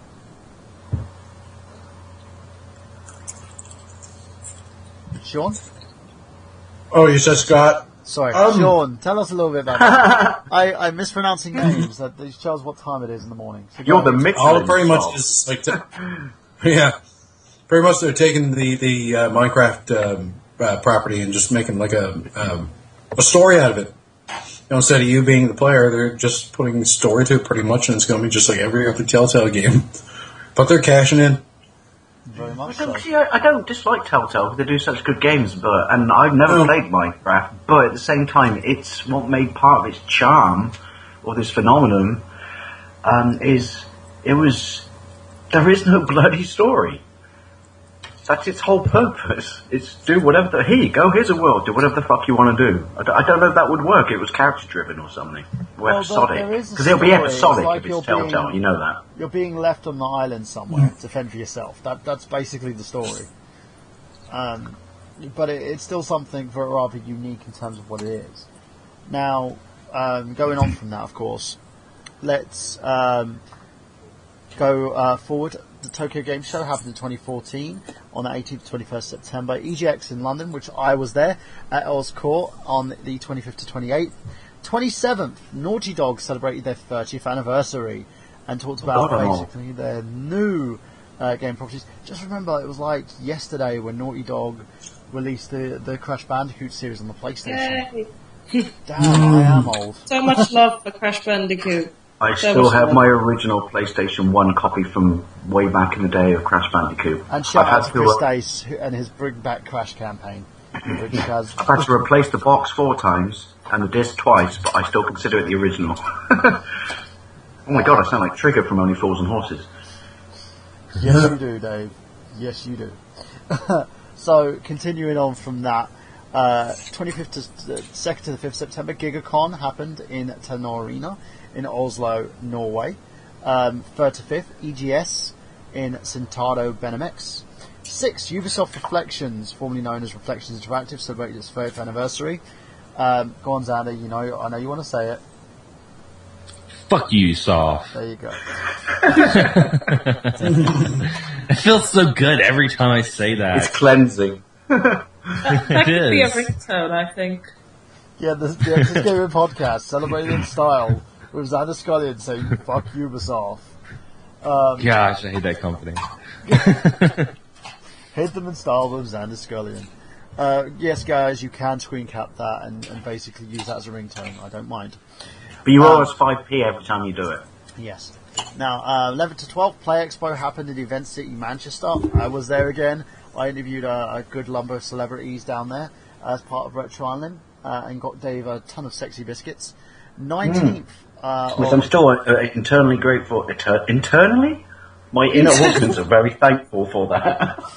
The 11th to 12th of October was the first look 2014 in Utrecht, Netherlands. 19th, 2014 League of Legends World Championship happened at the Seoul World Cup Stadium. 24th was the 32nd Golden Joystick Awards was held. I have no fucking clue what that is. The 24th to 26th was Milan Games Week in Funiments, Milan, Italy. 1st to 2nd, PAX Australia. 7th to 8th November, BizCon was held in Anaheim Convention Centre. That's what he thinks of Milan Games Week. And the 12th to 17th, the Esports World Championship 2014 in Baku, Azerbaijan. 27th to 30th, the DreamHack Winter held in Jokopon, Sweden. Let's not forget the greatest day of that year, What was 22nd, which was my birthday, and you and Miguel let me talk about Back to the Future on the entire movie show. Sorry. Great episode. And on the 4th, 2K Games announced a new sub-series called Hangar 13. The 5th, the Game Awards 2014 Las Vegas. The 6th, Ralph Baer, the creator of the first ever video game console, passed away. So let's talk about him a little bit. Dave, tell us a little bit about who Ralph is. I don't know. Xander, what about you? Sorry. Well, he's the grandfather of video games. He's the one that made Pong. Oh, he's the Pong bloke. Now I feel like... I'm sorry, I'm going to hang my head in shame and whip myself for penance. You should. Basically, Ralph Henry Baer is born as Rudolf Heinrich Baer on March 18th, 1927. We're talking the original Pong machine and not He was a massive amount of variant ports video that came game home. developer, inventor and engineer known as the father of the video games due to many contributions to games in the video game industry in the latter half of the 20th century. He was born in Germany. He and his family fled the United States before the outbreak of World War II, where he changed his name and later served in the American war effort. Afterwards, he pursued work in electronics in 1960s. Hang on, he fled... Sorry, did you say he fled Germany or he fled America? He fled Germany. Oh, I was just going to check. I got confused and I thought, like, whoa, dude, you're running the wrong way.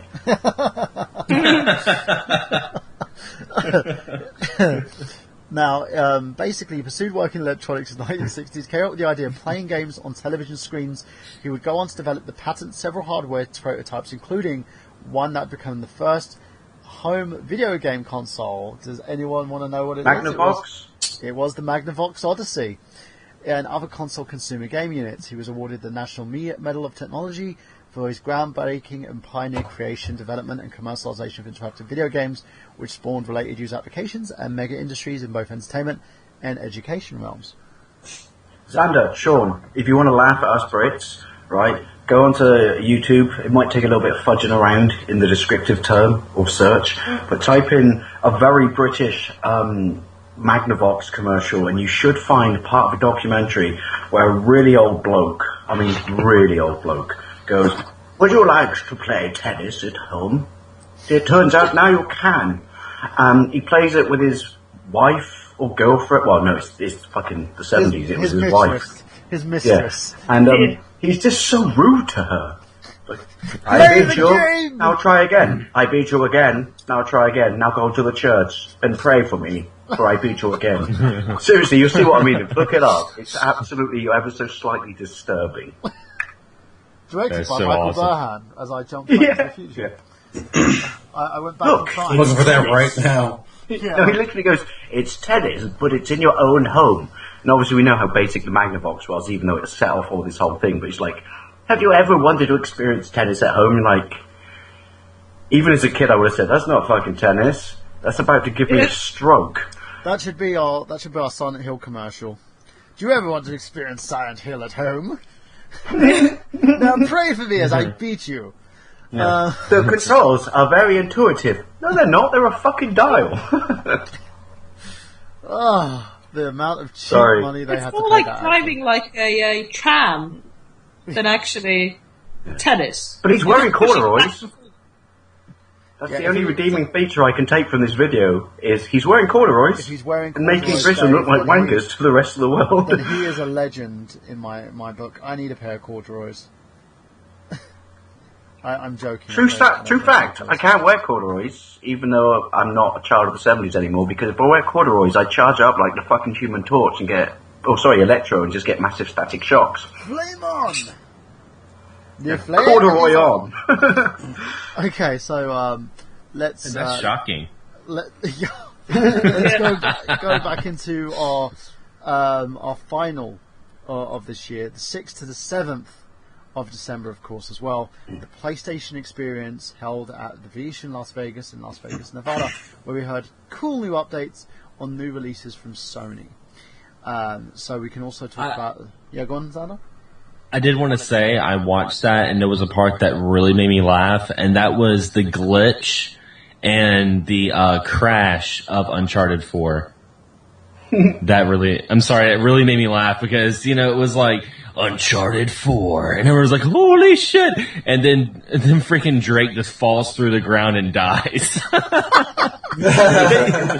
They cut it on Christmas.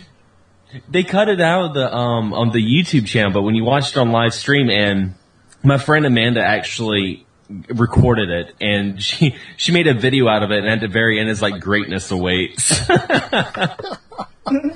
I'm surprised I have a copyright claim there for it. Greatness so bad it'll make you fall through the floor. Oh, God. Greatest motherfuckers, greatness. Well, they meant the Great Fall, surely. Yeah. It'd make you fall on your ass. Speaking of greatness, of course, we had many releases from January till March. We had Sonic All-Star Races Transform, released on iOS and Android. Don't Starve Console Edition for the PlayStation 4. Tiny Brains on PSN as a digital download. Duke Nukem Manhattan Project on iOS, Metal Gear Rising Revengeance on Windows. So good that you had to revenge it. Rhythm Thief and the Paris Caver on iOS. That was my birthday present to me, along with 24 bottles of Coors Light.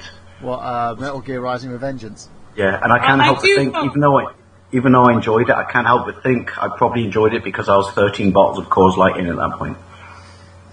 Did you enjoy everything at that point? Yeah, did you complete it, Dave? Sorry? Did you complete it? No, I got bored. Gave up. So you gave up on revenging? I revenges my revenging, if you will. Yeah. I do want to fire whoever makes up names for video games. Oh, mainly Nintendo. Nintendo, like, now, they had the worst names for their cons, like, new. It's like, that was one of the biggest problems about the new 3DS model, is they called it the new 3DS. I'm like, why didn't they call it, like, 3DS Next? Or something like that, something nice and catchy that parents would go... That would have worked, 3DN. Wii U made me laugh. What is it next? Wii C. Wii F. Wii F. Sorry.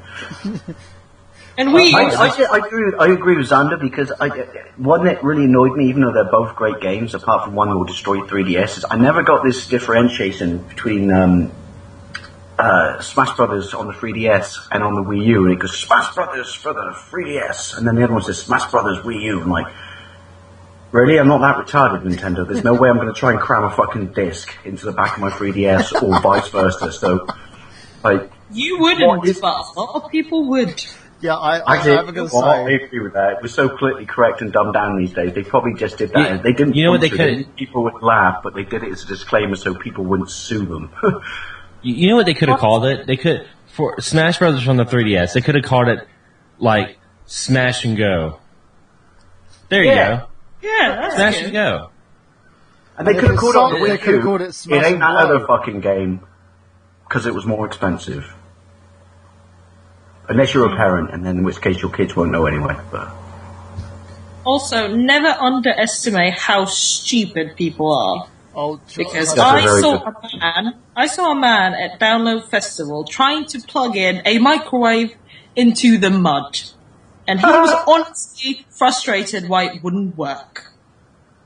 I got a comment once on Did you one of see he was on my. mushrooms? what, a guy plugging in a He what? was on something. Everything but electricity. He was so disappointed. Maybe he was fracking. I got a comment once on one of my videos when I just went, not my videos, Facebook posts, and just said, "Hey, look what some nice bloke." Now that I've let my YouTube channel slightly sneak out to work with the people who I don't consider massive tools, I seem to be a magnet for people giving me cool shit for free, which I would never ask for, but it's kind of nice. But I got given a PlayStation 2 game and a PSP in the same night. Wow. And someone left a comment on the picture that said, I didn't know PlayStation 2 games work with the PSP. I'm like, Dave, I can No. hear the fan in the background. hang on, you didn't say elephant in the room. Yeah, I need to keep thinking about that safe word. Me and How Dave about have a now? safe word. It's not a sex safe word, it's a fan safe word. Our sex safe word is Sex Gorilla balls. biscuits. Gorilla. Gorilla balls and biscuits. Gorilla. Is it, Oh, is he it said am I gorilla. safe? So let's go back on to the game releases. We've got Tiny Brains on PSN, Duke Nukem and the Manhattan Project on iOS, Revengeance, of course, on Windows, Rhythm Thief and the Paris Caper. I thought I said Penis Caper, but it's Paris Caper. on No, you wanted it to say penis caper. on Yeah. iOS. You could play a game called Penis Caper. I think I'd play a game called Penis Caper. I would. I'd like to see Sure, a it's penis. I had a penis caper Sure once. it's not but it like was a penis because I gaper? zipped up too quickly. I would like to see a penis with a cape. But Me too. That's the game I want. I want a smiley Super penis. dick. Penis with a cape. I don't know. Penis caper's too long for me. But I'm sure. Age of Zombies from Half. Penis Cape Go. was How about released that? on the PS Vita. Assassin's Creed Liberation HD. I don't know why they Cape have only to works call it when it's HD, warm, by the way. Sorry. But I'm sure. The Banner Saga, Assassin's Creed Liberation HD on Windows and Xbox. Final Fantasy VII was released on Android. F1 Racers All Stars was released on Wii U. And Kickbeat on Windows. Deus Ex The Fall on Android. Oli Oli on PS Vita. Yes. Deus. Might Magic 10 Legacy on Windows. Tomb Raider on Mac. Xander, you back with us? Yes, I am back. Great. He was off for Marmite. Grand Theft Auto San Andreas Mobile on WP. I think that was Windows. Redux Dark Matters on Windows. Broken Age Act 1. The Dragon Ball Z Battle of Z on PS3, PS Vita and 360. You got that game, didn't you, Xander? What was that? Dragon Ball Z Battle of Z. I know it's a brand, Yeah, but it in this was- country, are we allowed to say Dragon Ball Z? No. Oh, boo. It's sacrilegious. It was a okay game. I had fun until I got to like towards the middle of it, and the AI went like Super Saiyan and beat me so freaking much and cheated. Did it call But it was a you good bitch? game. I forget Pretty what it's called, much. but the best version of Dragon Ball Z was on the Wii. It might have been actually a port of the Don't GameCube. you Englishify Dragon Ball Z with your So, Dragon Ball biscuits. Z. You just said it as well. Just infected you, bitch. Damn you, Dave Wade. I think it was Dragon Ball Z Budokai That's the Tenkaichi one. 3. Yes. Yeah, I it's really really like good on the that Wii. game. You got also for And it looks PlayStation lovely when you 4, upscale it on your Wii U. Xbox One. Here's another one actually for you guys. PlayStation 4, Xbox One releases of Tomb Raider and Last of Us and all that. Oh God. Do you think these? I know a lot of people are like, I'd buy it because I know that I've got a lot of friends who've bought it and said, hey, I wanted to give it a go on that. But would you buy it again for a game you've already paid for? No. Here's my thing. Okay, I can see the benefits of HD remakes, but honestly, if you go on Wikipedia and you look at the PS4 and Xbox One library, there are more HD remakes of games that came out on the last gen. I'm not talking about PS2, I'm talking about PS3 and Xbox 360. That are being made on HD. This already HD being remade for these new consoles, and some people are just like gobbling them up. I'm like, dude, you just spent $400 to $500 on a new console. Why do you want to play a game that came out a year ago, like Last of Us? Like, why do you want to? I had a 360. I didn't have a PS3 before. It doesn't make any sense, Like, I agree with you because exactly. All right, it's going to look better, but essentially the game's exactly the same, and it's the mechanics of the game that you fall in love with, and maybe it does look more shiny and fantastic, but is there that much difference to warrant you buying it again, bearing in mind that you may already completed it at this point? Do you want to trudge through all the same stuff you've done again? They've re-released. You got rid of the previous console. That's the case when I get the game again. If for some reason I couldn't play it on the previous console, then maybe. But again, I rarely replay a game I've already gone through, just because I don't have time to replay games. But would you pay Apart from full Metal Gear price Solid on the PlayStation 1 because it's the greatest game in the world ever. Sorry. Or would you buy it for full price or more, Anina? That's the question here. No, I'm really... I wait. I'd rather wait. I'll just wait until it's, Platinum Edition or Game of the Year Edition when it's like 20 or... The thing is... pre-owned. I love pre-owned games. You, me, go on, Sam. And if you ever get rid of that Electronic Arts, I will kill you in the face with a massive ninja biscuit. One sec, Dave. Go on, Xander. Well, I was going to say they've re-released Final Fantasy X. Yeah. Now they've released it 2 times since this came out on the PS2, because they made an HD remake on the PS3, and I can understand that. When Final Fantasy X came out on the PS2, it was a very early release, and they made an HD remake. That's cool, and it was bundled with Final Fantasy X2. That's awesome. But now you can get Final Fantasy X and X2 for PlayStation 4. Seriously. It just came out. They have their place if they're done reservedly. Oh, sorry, Karen. Yeah, no, that's one of the bundles I might actually buy is 10. Final Fantasy 10. Just because I have my PlayStation 2 somewhere in the house. But my god, did I like Final Fantasy 10. I loved it so much. Oh, but that is the one with the band? Was that the second part of it? What was the one that had the band? That was second one, X2, yeah. And then there was Final Fantasy 13, which felt like a gastric bypass. Anyway. I'm sorry, people. Final Fantasy 7 is the best Final Fantasy, even though I have no right to say that because it's the only RPG next to PS Solar that I've ever completed in my life. But just saying. And I got halfway through Final Fantasy 8 before I said, these cutscenes are amazing, but I'm bored. But I agree with you wholeheartedly, Xander. I think the fact they keep making these extra ones, it's like... I understand for those who want to experience it and never played it in the first place, but people who already own a copy on the PlayStation 3 or Xbox 360, it's like kind of redundant. Oh, I want to see the bigger frame rates. It's like okay. There is a counter for this, though. To me, you're not liking them, but and it's not really an HD remake, but you kind of get where I'm coming from, which is, as I just said as a joke that Metal Gear Solid 1 is my favorite game ever on the PlayStation. The GameCube reimagining of that, well, it's not reimagining; it's just tweaked it slightly. Has mechanics from Metal Gear Solid 2 is absolutely brilliant. Now, it's not an HD remaster. Yeah, but my point is that that's how you do something properly. No, but Twin Snakes had some added bonus stuff to it as well. You could shoot Yoshi. Yeah, and you had some Nintendo exclusive content as part of it. So, that was worth the rehash. Plus, it was released on a console. But that's the point. That would be a remake done correctly, if that makes sense. Yeah, but it was also released on a console that didn't have Metal Gear on it. This was a different console. We're talking about something that's been on the PlayStation 3 that then got a HD release on the PlayStation 4. I will say that speaking of Metal Gear Solid, I love Twin Snakes, but mark my words, before Metal Gear Solid 5 comes out, we are going to probably see another HD remaster of the Metal Gear Solid collection. Mark my words on it. We will see that on the PS4. And they'll actually put 1 in it this time. Because it's a cash cow. That's the reason behind it. We probably will never see another HD re-release of Silent Hill, though. I mean, like, the collection. That's actually what I would like to see. I mean, the collection, which was so broken that I've got the for Xbox 360 version here that I can't even play because it was glitchified. Now, going on from that, you had the Fable Anniversary released, you had Outlast, you had The Wolf Among Us Episode 2, Smoke and Mirrors was released, Broken Sword 5, The Servant's Curse.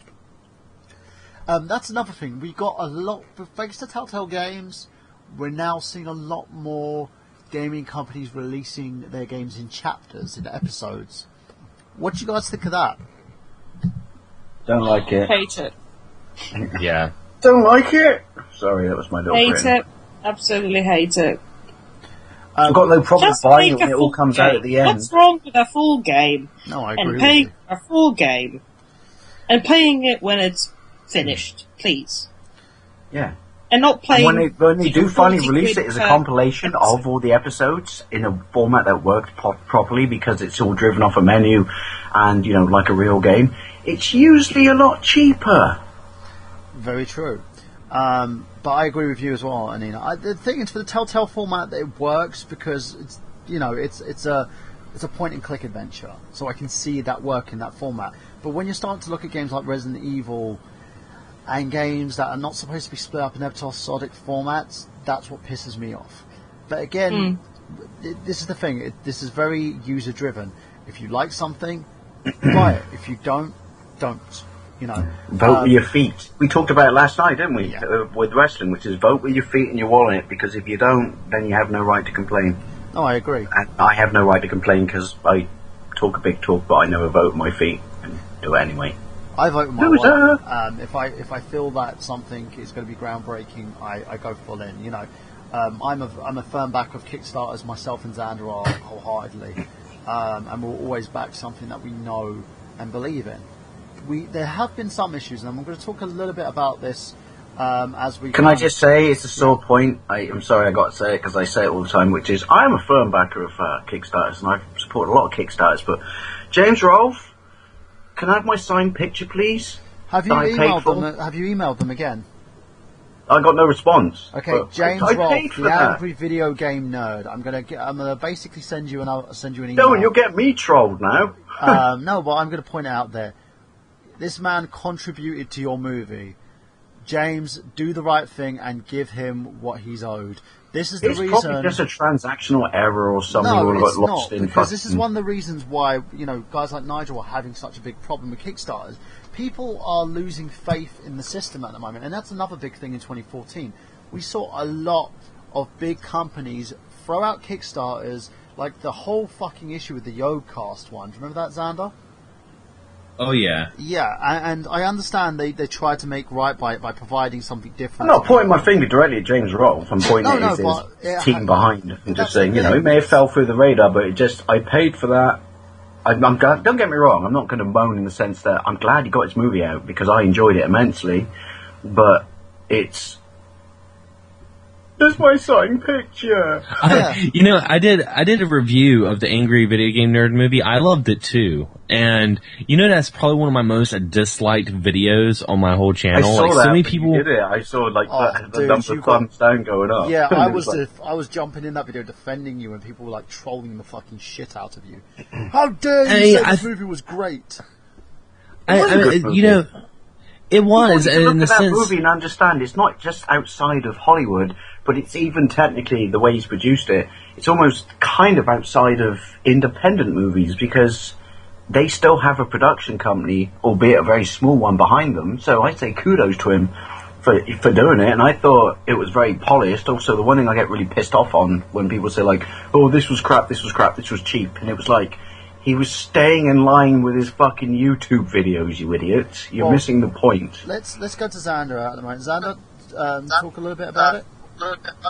Well, one of the things that I really liked about the movie was it felt like a love letter to a lot of the 80s and early 90s movies, and even some of the spots like towards the end where it was having like the really cheesy effects and it felt like an old Toho movie. I mean, coming from a huge Godzilla fan, I got all the references that he was throwing in there, even the brainless car chase scene going through boxes and stuff. There was so many things that I caught in there. Reference, Which one was that? Reference at the start when he said "nerds before birds." Yes, little stuff I like was that. blown away when I saw that. I was like, "That's you clearly putting a reference in or thanking your, like British supporters, if that makes sense." But yeah, I just went nerds before birds. Oh, my country exists. You need to sort out. You're repeating again. Hmm? For some reason your computer's repeating again. I can hear myself and Dave and everybody in it. You crossed the streams. I'm very happy that you're trying to kill Zul, but Right. But yeah, no, I think a lot of people don't understand, and there are a lot of people who are unhappy with this movie. I haven't personally seen it as of yet because I've said to myself, I am not going to stream this. I know a lot of people have streamed it online. I refuse to stream it because I'm not going to pay for something on stream when I can buy it on DVD. So that's what I'm going to do. I'm going to support it that way. The second issue that I'm having with it is a lot of people are quick to judge. A lot of people are sitting there getting angry about it, but you've got to understand what this movie is and what its root is. Nina, I can still hear myself. Can you mute yourself and try and come back in? Yeah. Mute myself. Yeah, it was fine for an hour. you just turned into a Cylon. I did. As I said, they have to understand what the fundamentals of this are. So coming from someone from a filmmaking background and who's acted in these things, I've filmed these things, I've produced these things, and it's a B movie. In all intents and purposes, this is a 90s B movie with 80s references, you've got 70s references. He's used references from every film that he's This ever... is Kickboxer, but in video game form. Yeah, every film he's ever basically watched or even been a part of, and he's done references to his YouTube character. If you're expecting an amazing film with an amazing budget that's supposed to be an amazing thing, I think either way, fans of the Angry Video Game Nerd would get angry about this regardless, because people... But then, you being a film, involved with films and stuff, this is one other aspect I would like to talk about, which I'm not involved with films, which is, I don't think some people understand, Kickstarter or not, having a labour of love when you're completely, regardless of how popular you may be in social media, having to basically make a movie is a big deal. So it's alright for little Johnny No fucking penis to jump up and say, oh shit, oh this fucking crap. It's like, I don't think you understand all the, everything that's involved in this process. Well, it's a shoestring budget as well. If you're making a film on anything under £1 million, you're looking at a shoestring budget. And a lot of it was done with his own editing team. He only had a few people. It was very limited in terms of the people that are producing it. You're not going to expect it to be amazing, but you're going to expect it to be very well polished, and that's what it was. Were there things that were wrong with this movie? Probably. As I said, I haven't seen it. I'm going to do a movie file review on it.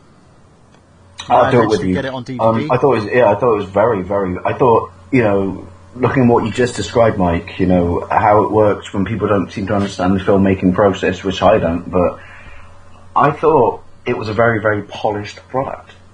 It delivered, basically. It delivered. It delivered on what it was supposed to do in terms of being a Angry Video Game Nerd movie. But going on that a little bit, why is Kickstarter? Do we feel that Kickstarter now, with the new legislations that they're putting in to try and stop the amount of people kind of abusing it, and abusing the system of running other people's money, like there's people trying to make Ghouls and Ghosts. Oh, I remember this one. Yes. Xander, oh my god! This is the funny little story. Xander sent me a link to a Ghosts and Goblins, aka Ghouls and Ghosts, game that they were trying to get put on the Ouya and managed by the Ouya Free Your Games Fund.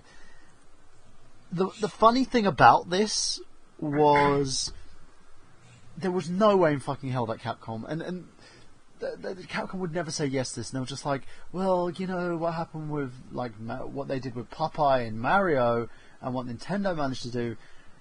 Nintendo weren't asking people for money to produce a game based on Popeye. If Nintendo came in and said, we want to produce a game on Popeye, we need your money, people would laugh. Because the first thing they would say to is, did you get the Universal's permission to do this? Right?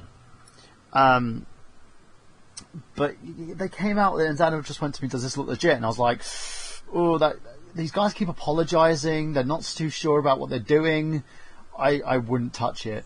And then Xander, like, I'll leave that the rest to you, Xander. You went and gave it to Johnny afterwards and said, hey Johnny, what do you think of this? Yeah, I was like, because I sent it to you, and then I sent it to Johnny from Happy Console Gamer, because, he's a big fan of the series as well, and he was like, these people are batshit crazy. Yeah. But it was literally the two. Xander came back to me and was like, yep, great minds think alike. Johnny hated it, the idea too. And I was just like, yeah, it doesn't look legit. And within a week, I think the thing got taken down.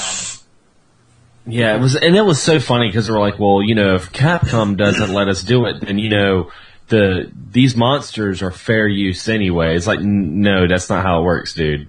Yeah, it doesn't work like that. I can understand that, that they wanted to achieve something and they wanted to use something in order to get their company off the ground.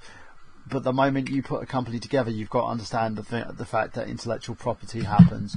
If you're producing something, you need to know what rights you have to those characters and to producing the material. If you don't, then I guarantee you're going to get your ass sued. They had a dream that was kind of, admirable, but they didn't cross their T's and dot their I's before they looked at it. But their pitch was terrible as well, because the owner was just like, well, if you're not sure about the project, we'll refund you the money wholeheartedly. And I'm just like, what? You're not sure of yourself. It's like, yeah, we need your money, but if you're not sure about the project, we can always give you your money back. And it was just like, why are you even trying to sell me? I'm confused.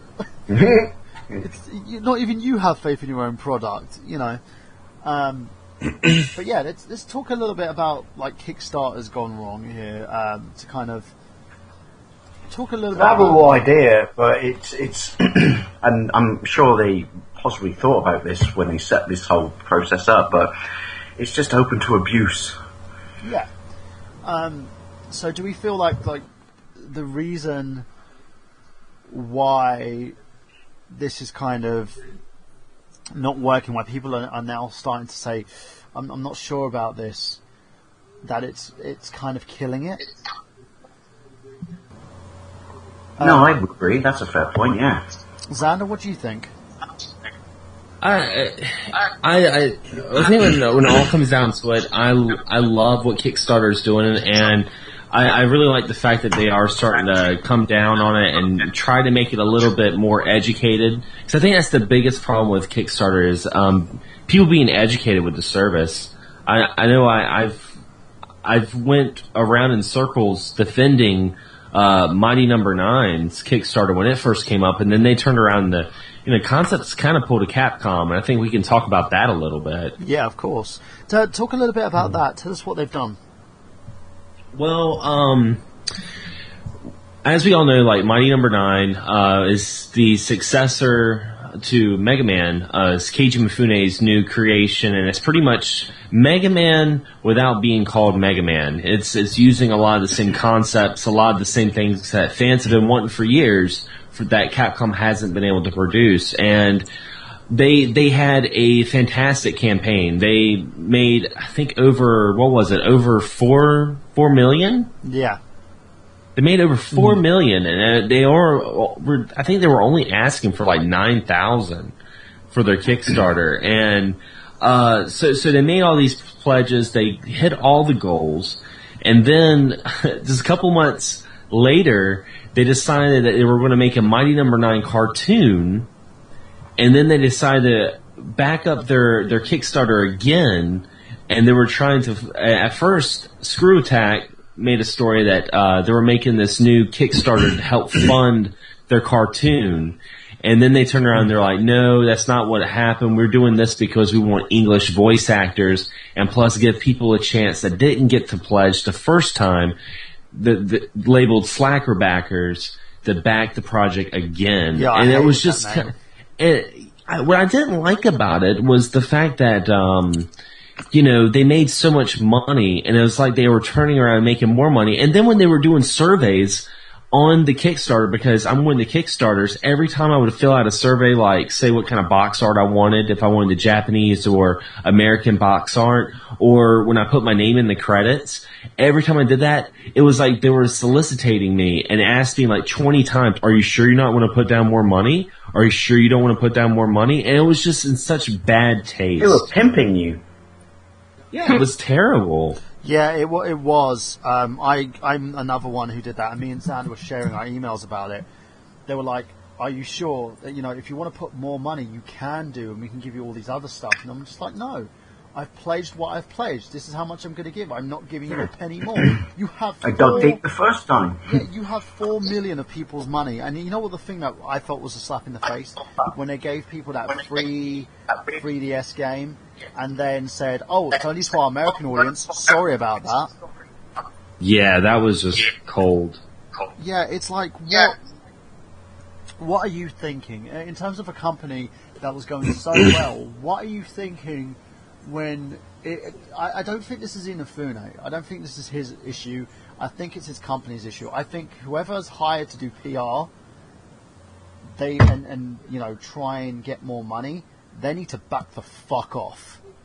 Go on, Anina? I think Kickstarter has this thing of what really puts me off is when I see someone I think could find the money to fund something much easier than most people who go on Kickstarter, putting a Kickstarter campaign up. Like, was it Spike Lee who funded a movie through Kickstarter? And I'm like, come on. There's not one production company out there. I didn't know that. Spike Lee funded a movie through Kickstarter? Yeah. I think, it was Spike Lee. And I was like, really? How big of a director are you? And you can't get funding? That brings me a really bad taste in my mouth. Yeah, and I love seeing the indie as well. developer trying to do something different and new and they don't have the money. That's fine. But when someone with a massive... It just feels like, let's just take money from fans so the production company doesn't have to actually invest that much money. Yeah. That's what it makes me feel like. And they're that's going to find distribution for it anyway. I know, like, Zach Braff's film is going to be distributed through a major company. And he's like, well, I'm giving all these little incentives, but you've got 2 million of people's money, and someone goes to me, that's going to be amazing. I was like, no, it's not, because his cast are friends of his. The movie's being funded by other people. He has the funds to make this movie. I am sorry, you can't sit there and say Zach Braff doesn't have the money to make a $2 million movie. There is no way in freaking hell. I can even let him go, but Spike Lee, I'm like, really? Spike? I will say this. There's one game that got funded by Kickstarter that I will not support, and I do want to go ahead and do what they call in wrestling, the when you put a shot towards someone? A shoot. A shoot, yeah. I'm going to put a shoot towards these guys. There's a game coming out. I believe it's from... I can't remember the name of the company, but the game's called Project Cars. Okay? And it was going to be released on the Wii U. And this Kickstarter was up in 2012. It got funded, and the campaign was successful. Well, what happened was they decided that they're going to delay the Wii U release, the essential release that they had a date for, because when they had the vote, they're like, what platform do you guys want this on? They had Wii U, PS3, and Xbox 360. Everyone voted the Wii U. They wanted a great simulating car racing game, and this is what this was. They put that towards it, and then they decided to push that back because they want to put it out on the Xbox One and the PS4 first. Slap in the face right there to every backer. Exactly. And you know what they said? This is what they said, and I quote, "If Wii U fans want a racing game, they will wait." Ooh. And you know what the funny thing is, well, they've actually been distributed by Namco Bandai. And I'm not speaking any ill will for Namco Bandai. This is the developers that have the issue, and I keep finding where these Kickstarter companies I think about 4 or 5 different projects that got funded on Kickstarter actually have been distributed by Namco Bandai afterwards, because they've found an extra source of revenue through them to get it out on additional platforms. But I'm with you. That's a shocker. That's a stunner. That's that literally is. All you people who supported us, can you please line up, or we slap you in the face with a cold haddock?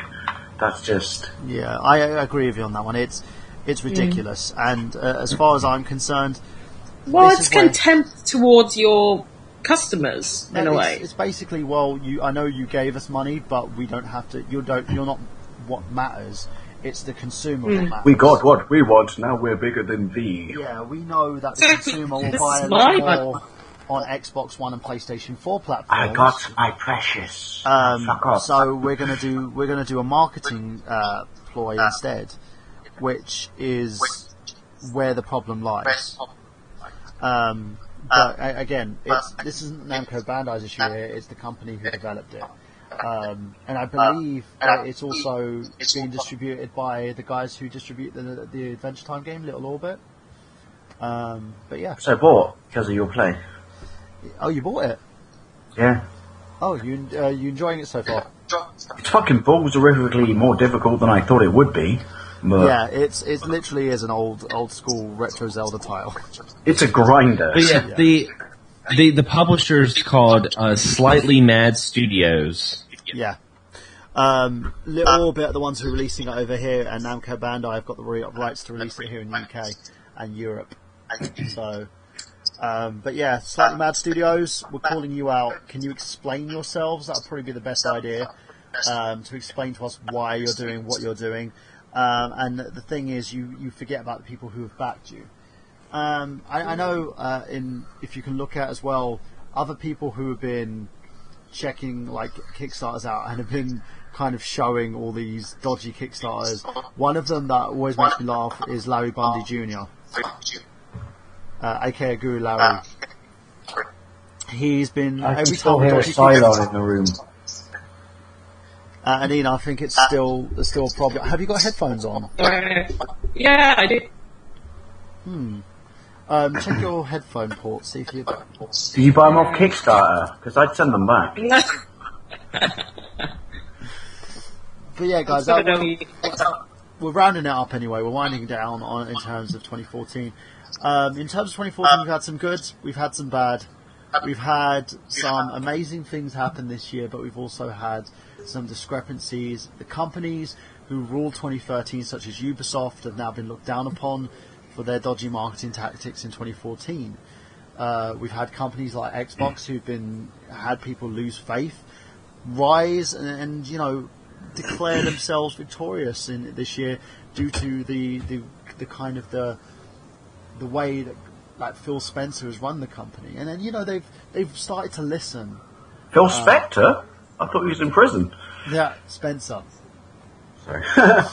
And we've had companies like Sony make a lot of mistakes as well at the same time, aka PlayStation Now. But companies are learning, more strides are being made. Nintendo have had a hell of a year. Yeah, they turned the Wii. Well, I don't think it was ever dying the way people describe it, but they definitely turned the Wii U around this year. Yeah, which can I ask a wrap up question? Yeah, go Mr. for it. Burhan? Each and every one of you, what would be your game of the year for 2014? Bold question, I know. Mine, I've got to say, has to be my game of the year. Oh, this is going to be a bit of a difficult one. But I'm going to say, you know what? Because I've had so much fun playing this with the kids. Super Smash Bros. Epic. I've loved Sean? it. Even though they've taken out sword mode. Sean, what's yours? I'm going to take a page out of LGR's book. I'm going to take a page and say Goat Simulator. It's fun. It's dumb fun. And it's so good. And isn't that the best reason, though? You just summed that up perfectly when Simon reviewed you well. Isn't that the best reason? It's fun. Yeah, it's even it doesn't have to be the most amazing thing in the world. It can work great just for various reasons. As long as it flicks your bean. Exactly. And Nina, what's your game of the year? Sorry, Mike. That's all right. Hard question. Sounds like you're auto-tuning yourself. Huh? Sounds like you're auto-tuning. Well, I want to sound my best. Well, as soon as we get the PS4, the one that I'm looking most forward to playing is Shadow of Mordor. But otherwise, I can't really pick one, to be honest. Not for this year. Sorry. I mostly play Skyrim. Skyrim rules. It does. And I think the one thing that excites about the game is it's not just one gameplay of fun. You can do a shed load of things. By the way, people, just can I plug a beer? One second. Go on, yeah. Anyway. Okay, and before Dave plugs his beer, let me specify as well, we did have other things that happened, including Gamergate. We've all talked about that. And very recently, let's not forget the hacking of PlayStation 4 and Xphone networks on Christmas Day because someone wanted to piss on the chips of every child whose parents slogged and spent 400 quid on their children. Yeah. And also about the issues we've had where, we've seen feminazi gamers come out of the woodwork and put their nose into gaming on those behalf, and also countermeasures made by idiots who decided they wanted to go and troll people and release people's details on the internet because apparently they're involved in Gamergate. We've had so much going on this year. We've had loads of good, we've had loads of bad. You can take it for whatever you want it as, peeps. But in the end, that's been our year. And this has basically been, for some, a good year. For others, a really bad one. Let's hope that 2015 turns out to be an amazing year in gaming. And I hope it's going to be, I know, for myself, it's going to be a challenge. As I'm hoping to make sure that we get Silent Hill off the ground in 2015. A delayed pilot. Which is being tooled at the moment and trying to make sure that everything's right before we announce our Kickstarter as well, so that it's faithful to our fan base. To our transition. Sorry, my nose blew up then. Right, I do apologize. My transition to leaving the United Kingdom. My goal in 2015 is to leave the United Kingdom and put down roots elsewhere. It's going to be a bit of a hard challenge for myself. So for those of you who listen to the show, leave a comment, pray for me, hope that things are going to go great. It's going to be going to miss you too, madam, and it's going to be a challenge. It means all the kind of thing. Friend, I've never met you, and you're only 4 hours, 2 hours away. What do I do when you leave the country? Oh, Dave, you know what you're going to do. You're going to continue calling me on Skype.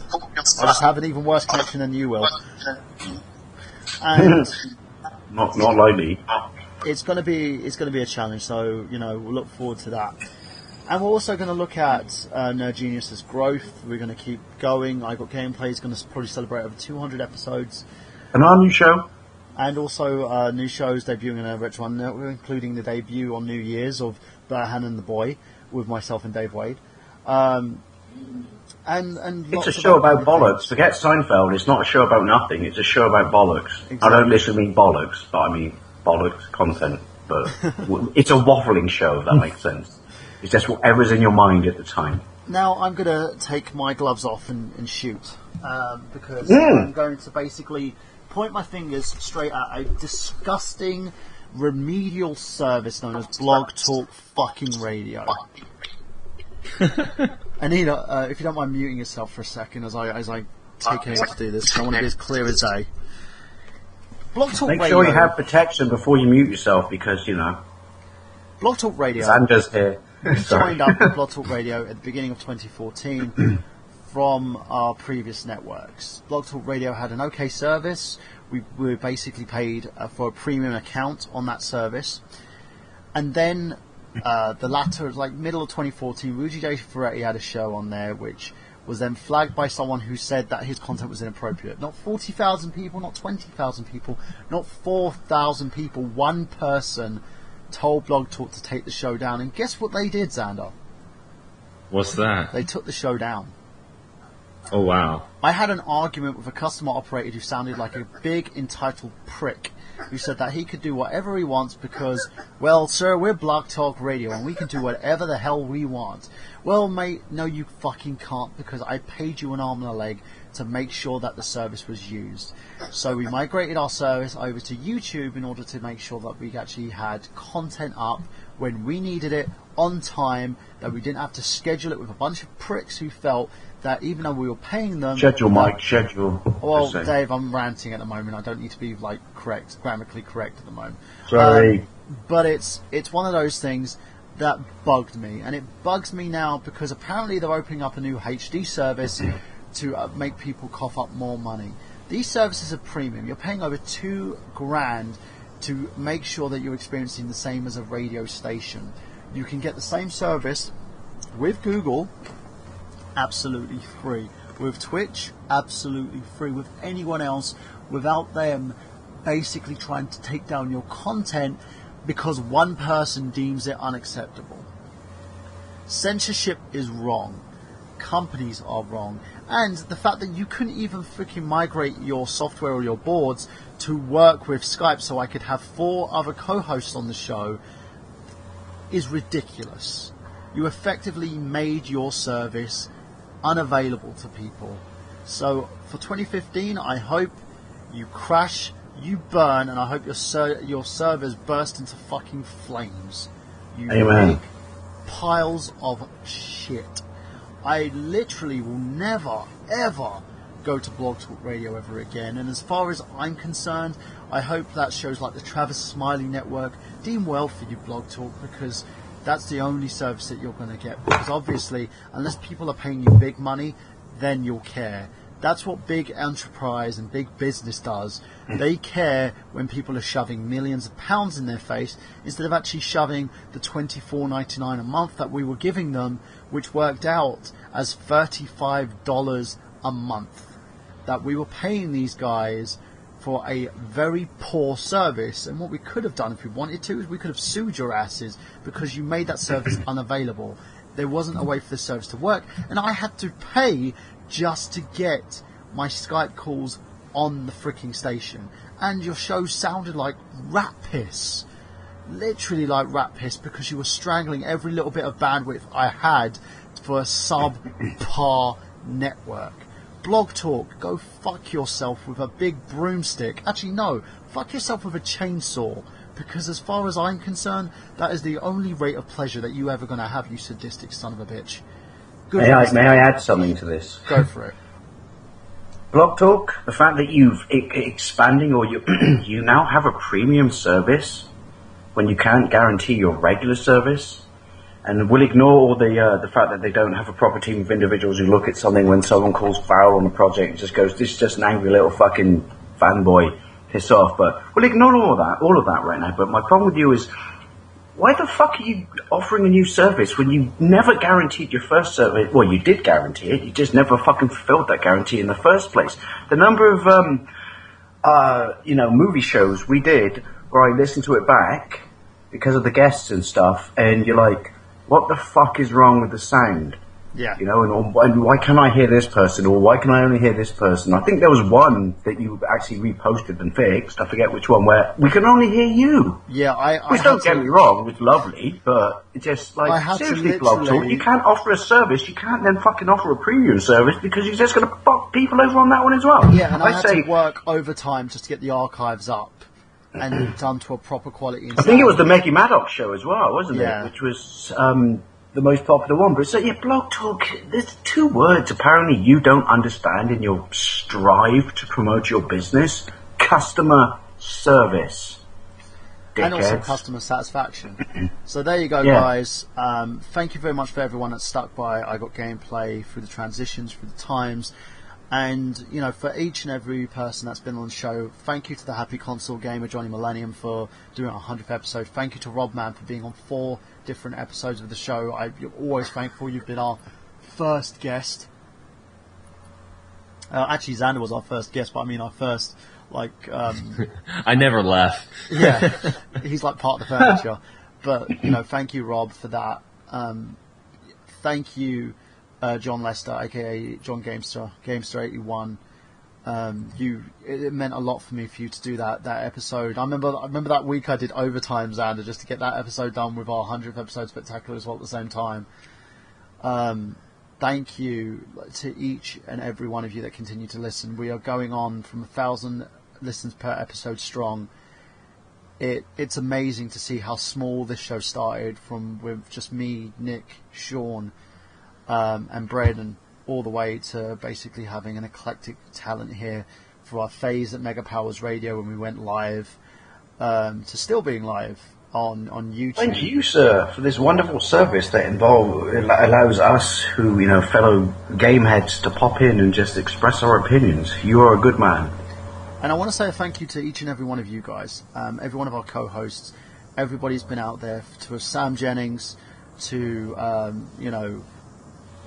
Jacqueline Diaz, as her name is now, to Sean Walker, to Chris Dace, to Brandon Ligon, to Xander Scullin, to Anina Kasky, Sean Michelin, to Dave Wade, of course, Mr. Lawnboy's post, Miguel Leon, the host of the Untitled Movie Show, to everybody else who I probably haven't mentioned here as well, and I do apologise if I haven't mentioned you, to all our other guests, to, you know what, one of my favourite shows, doing this with Al Lowe. That freaking, I freaked out. I was a fanboy and a half of that show.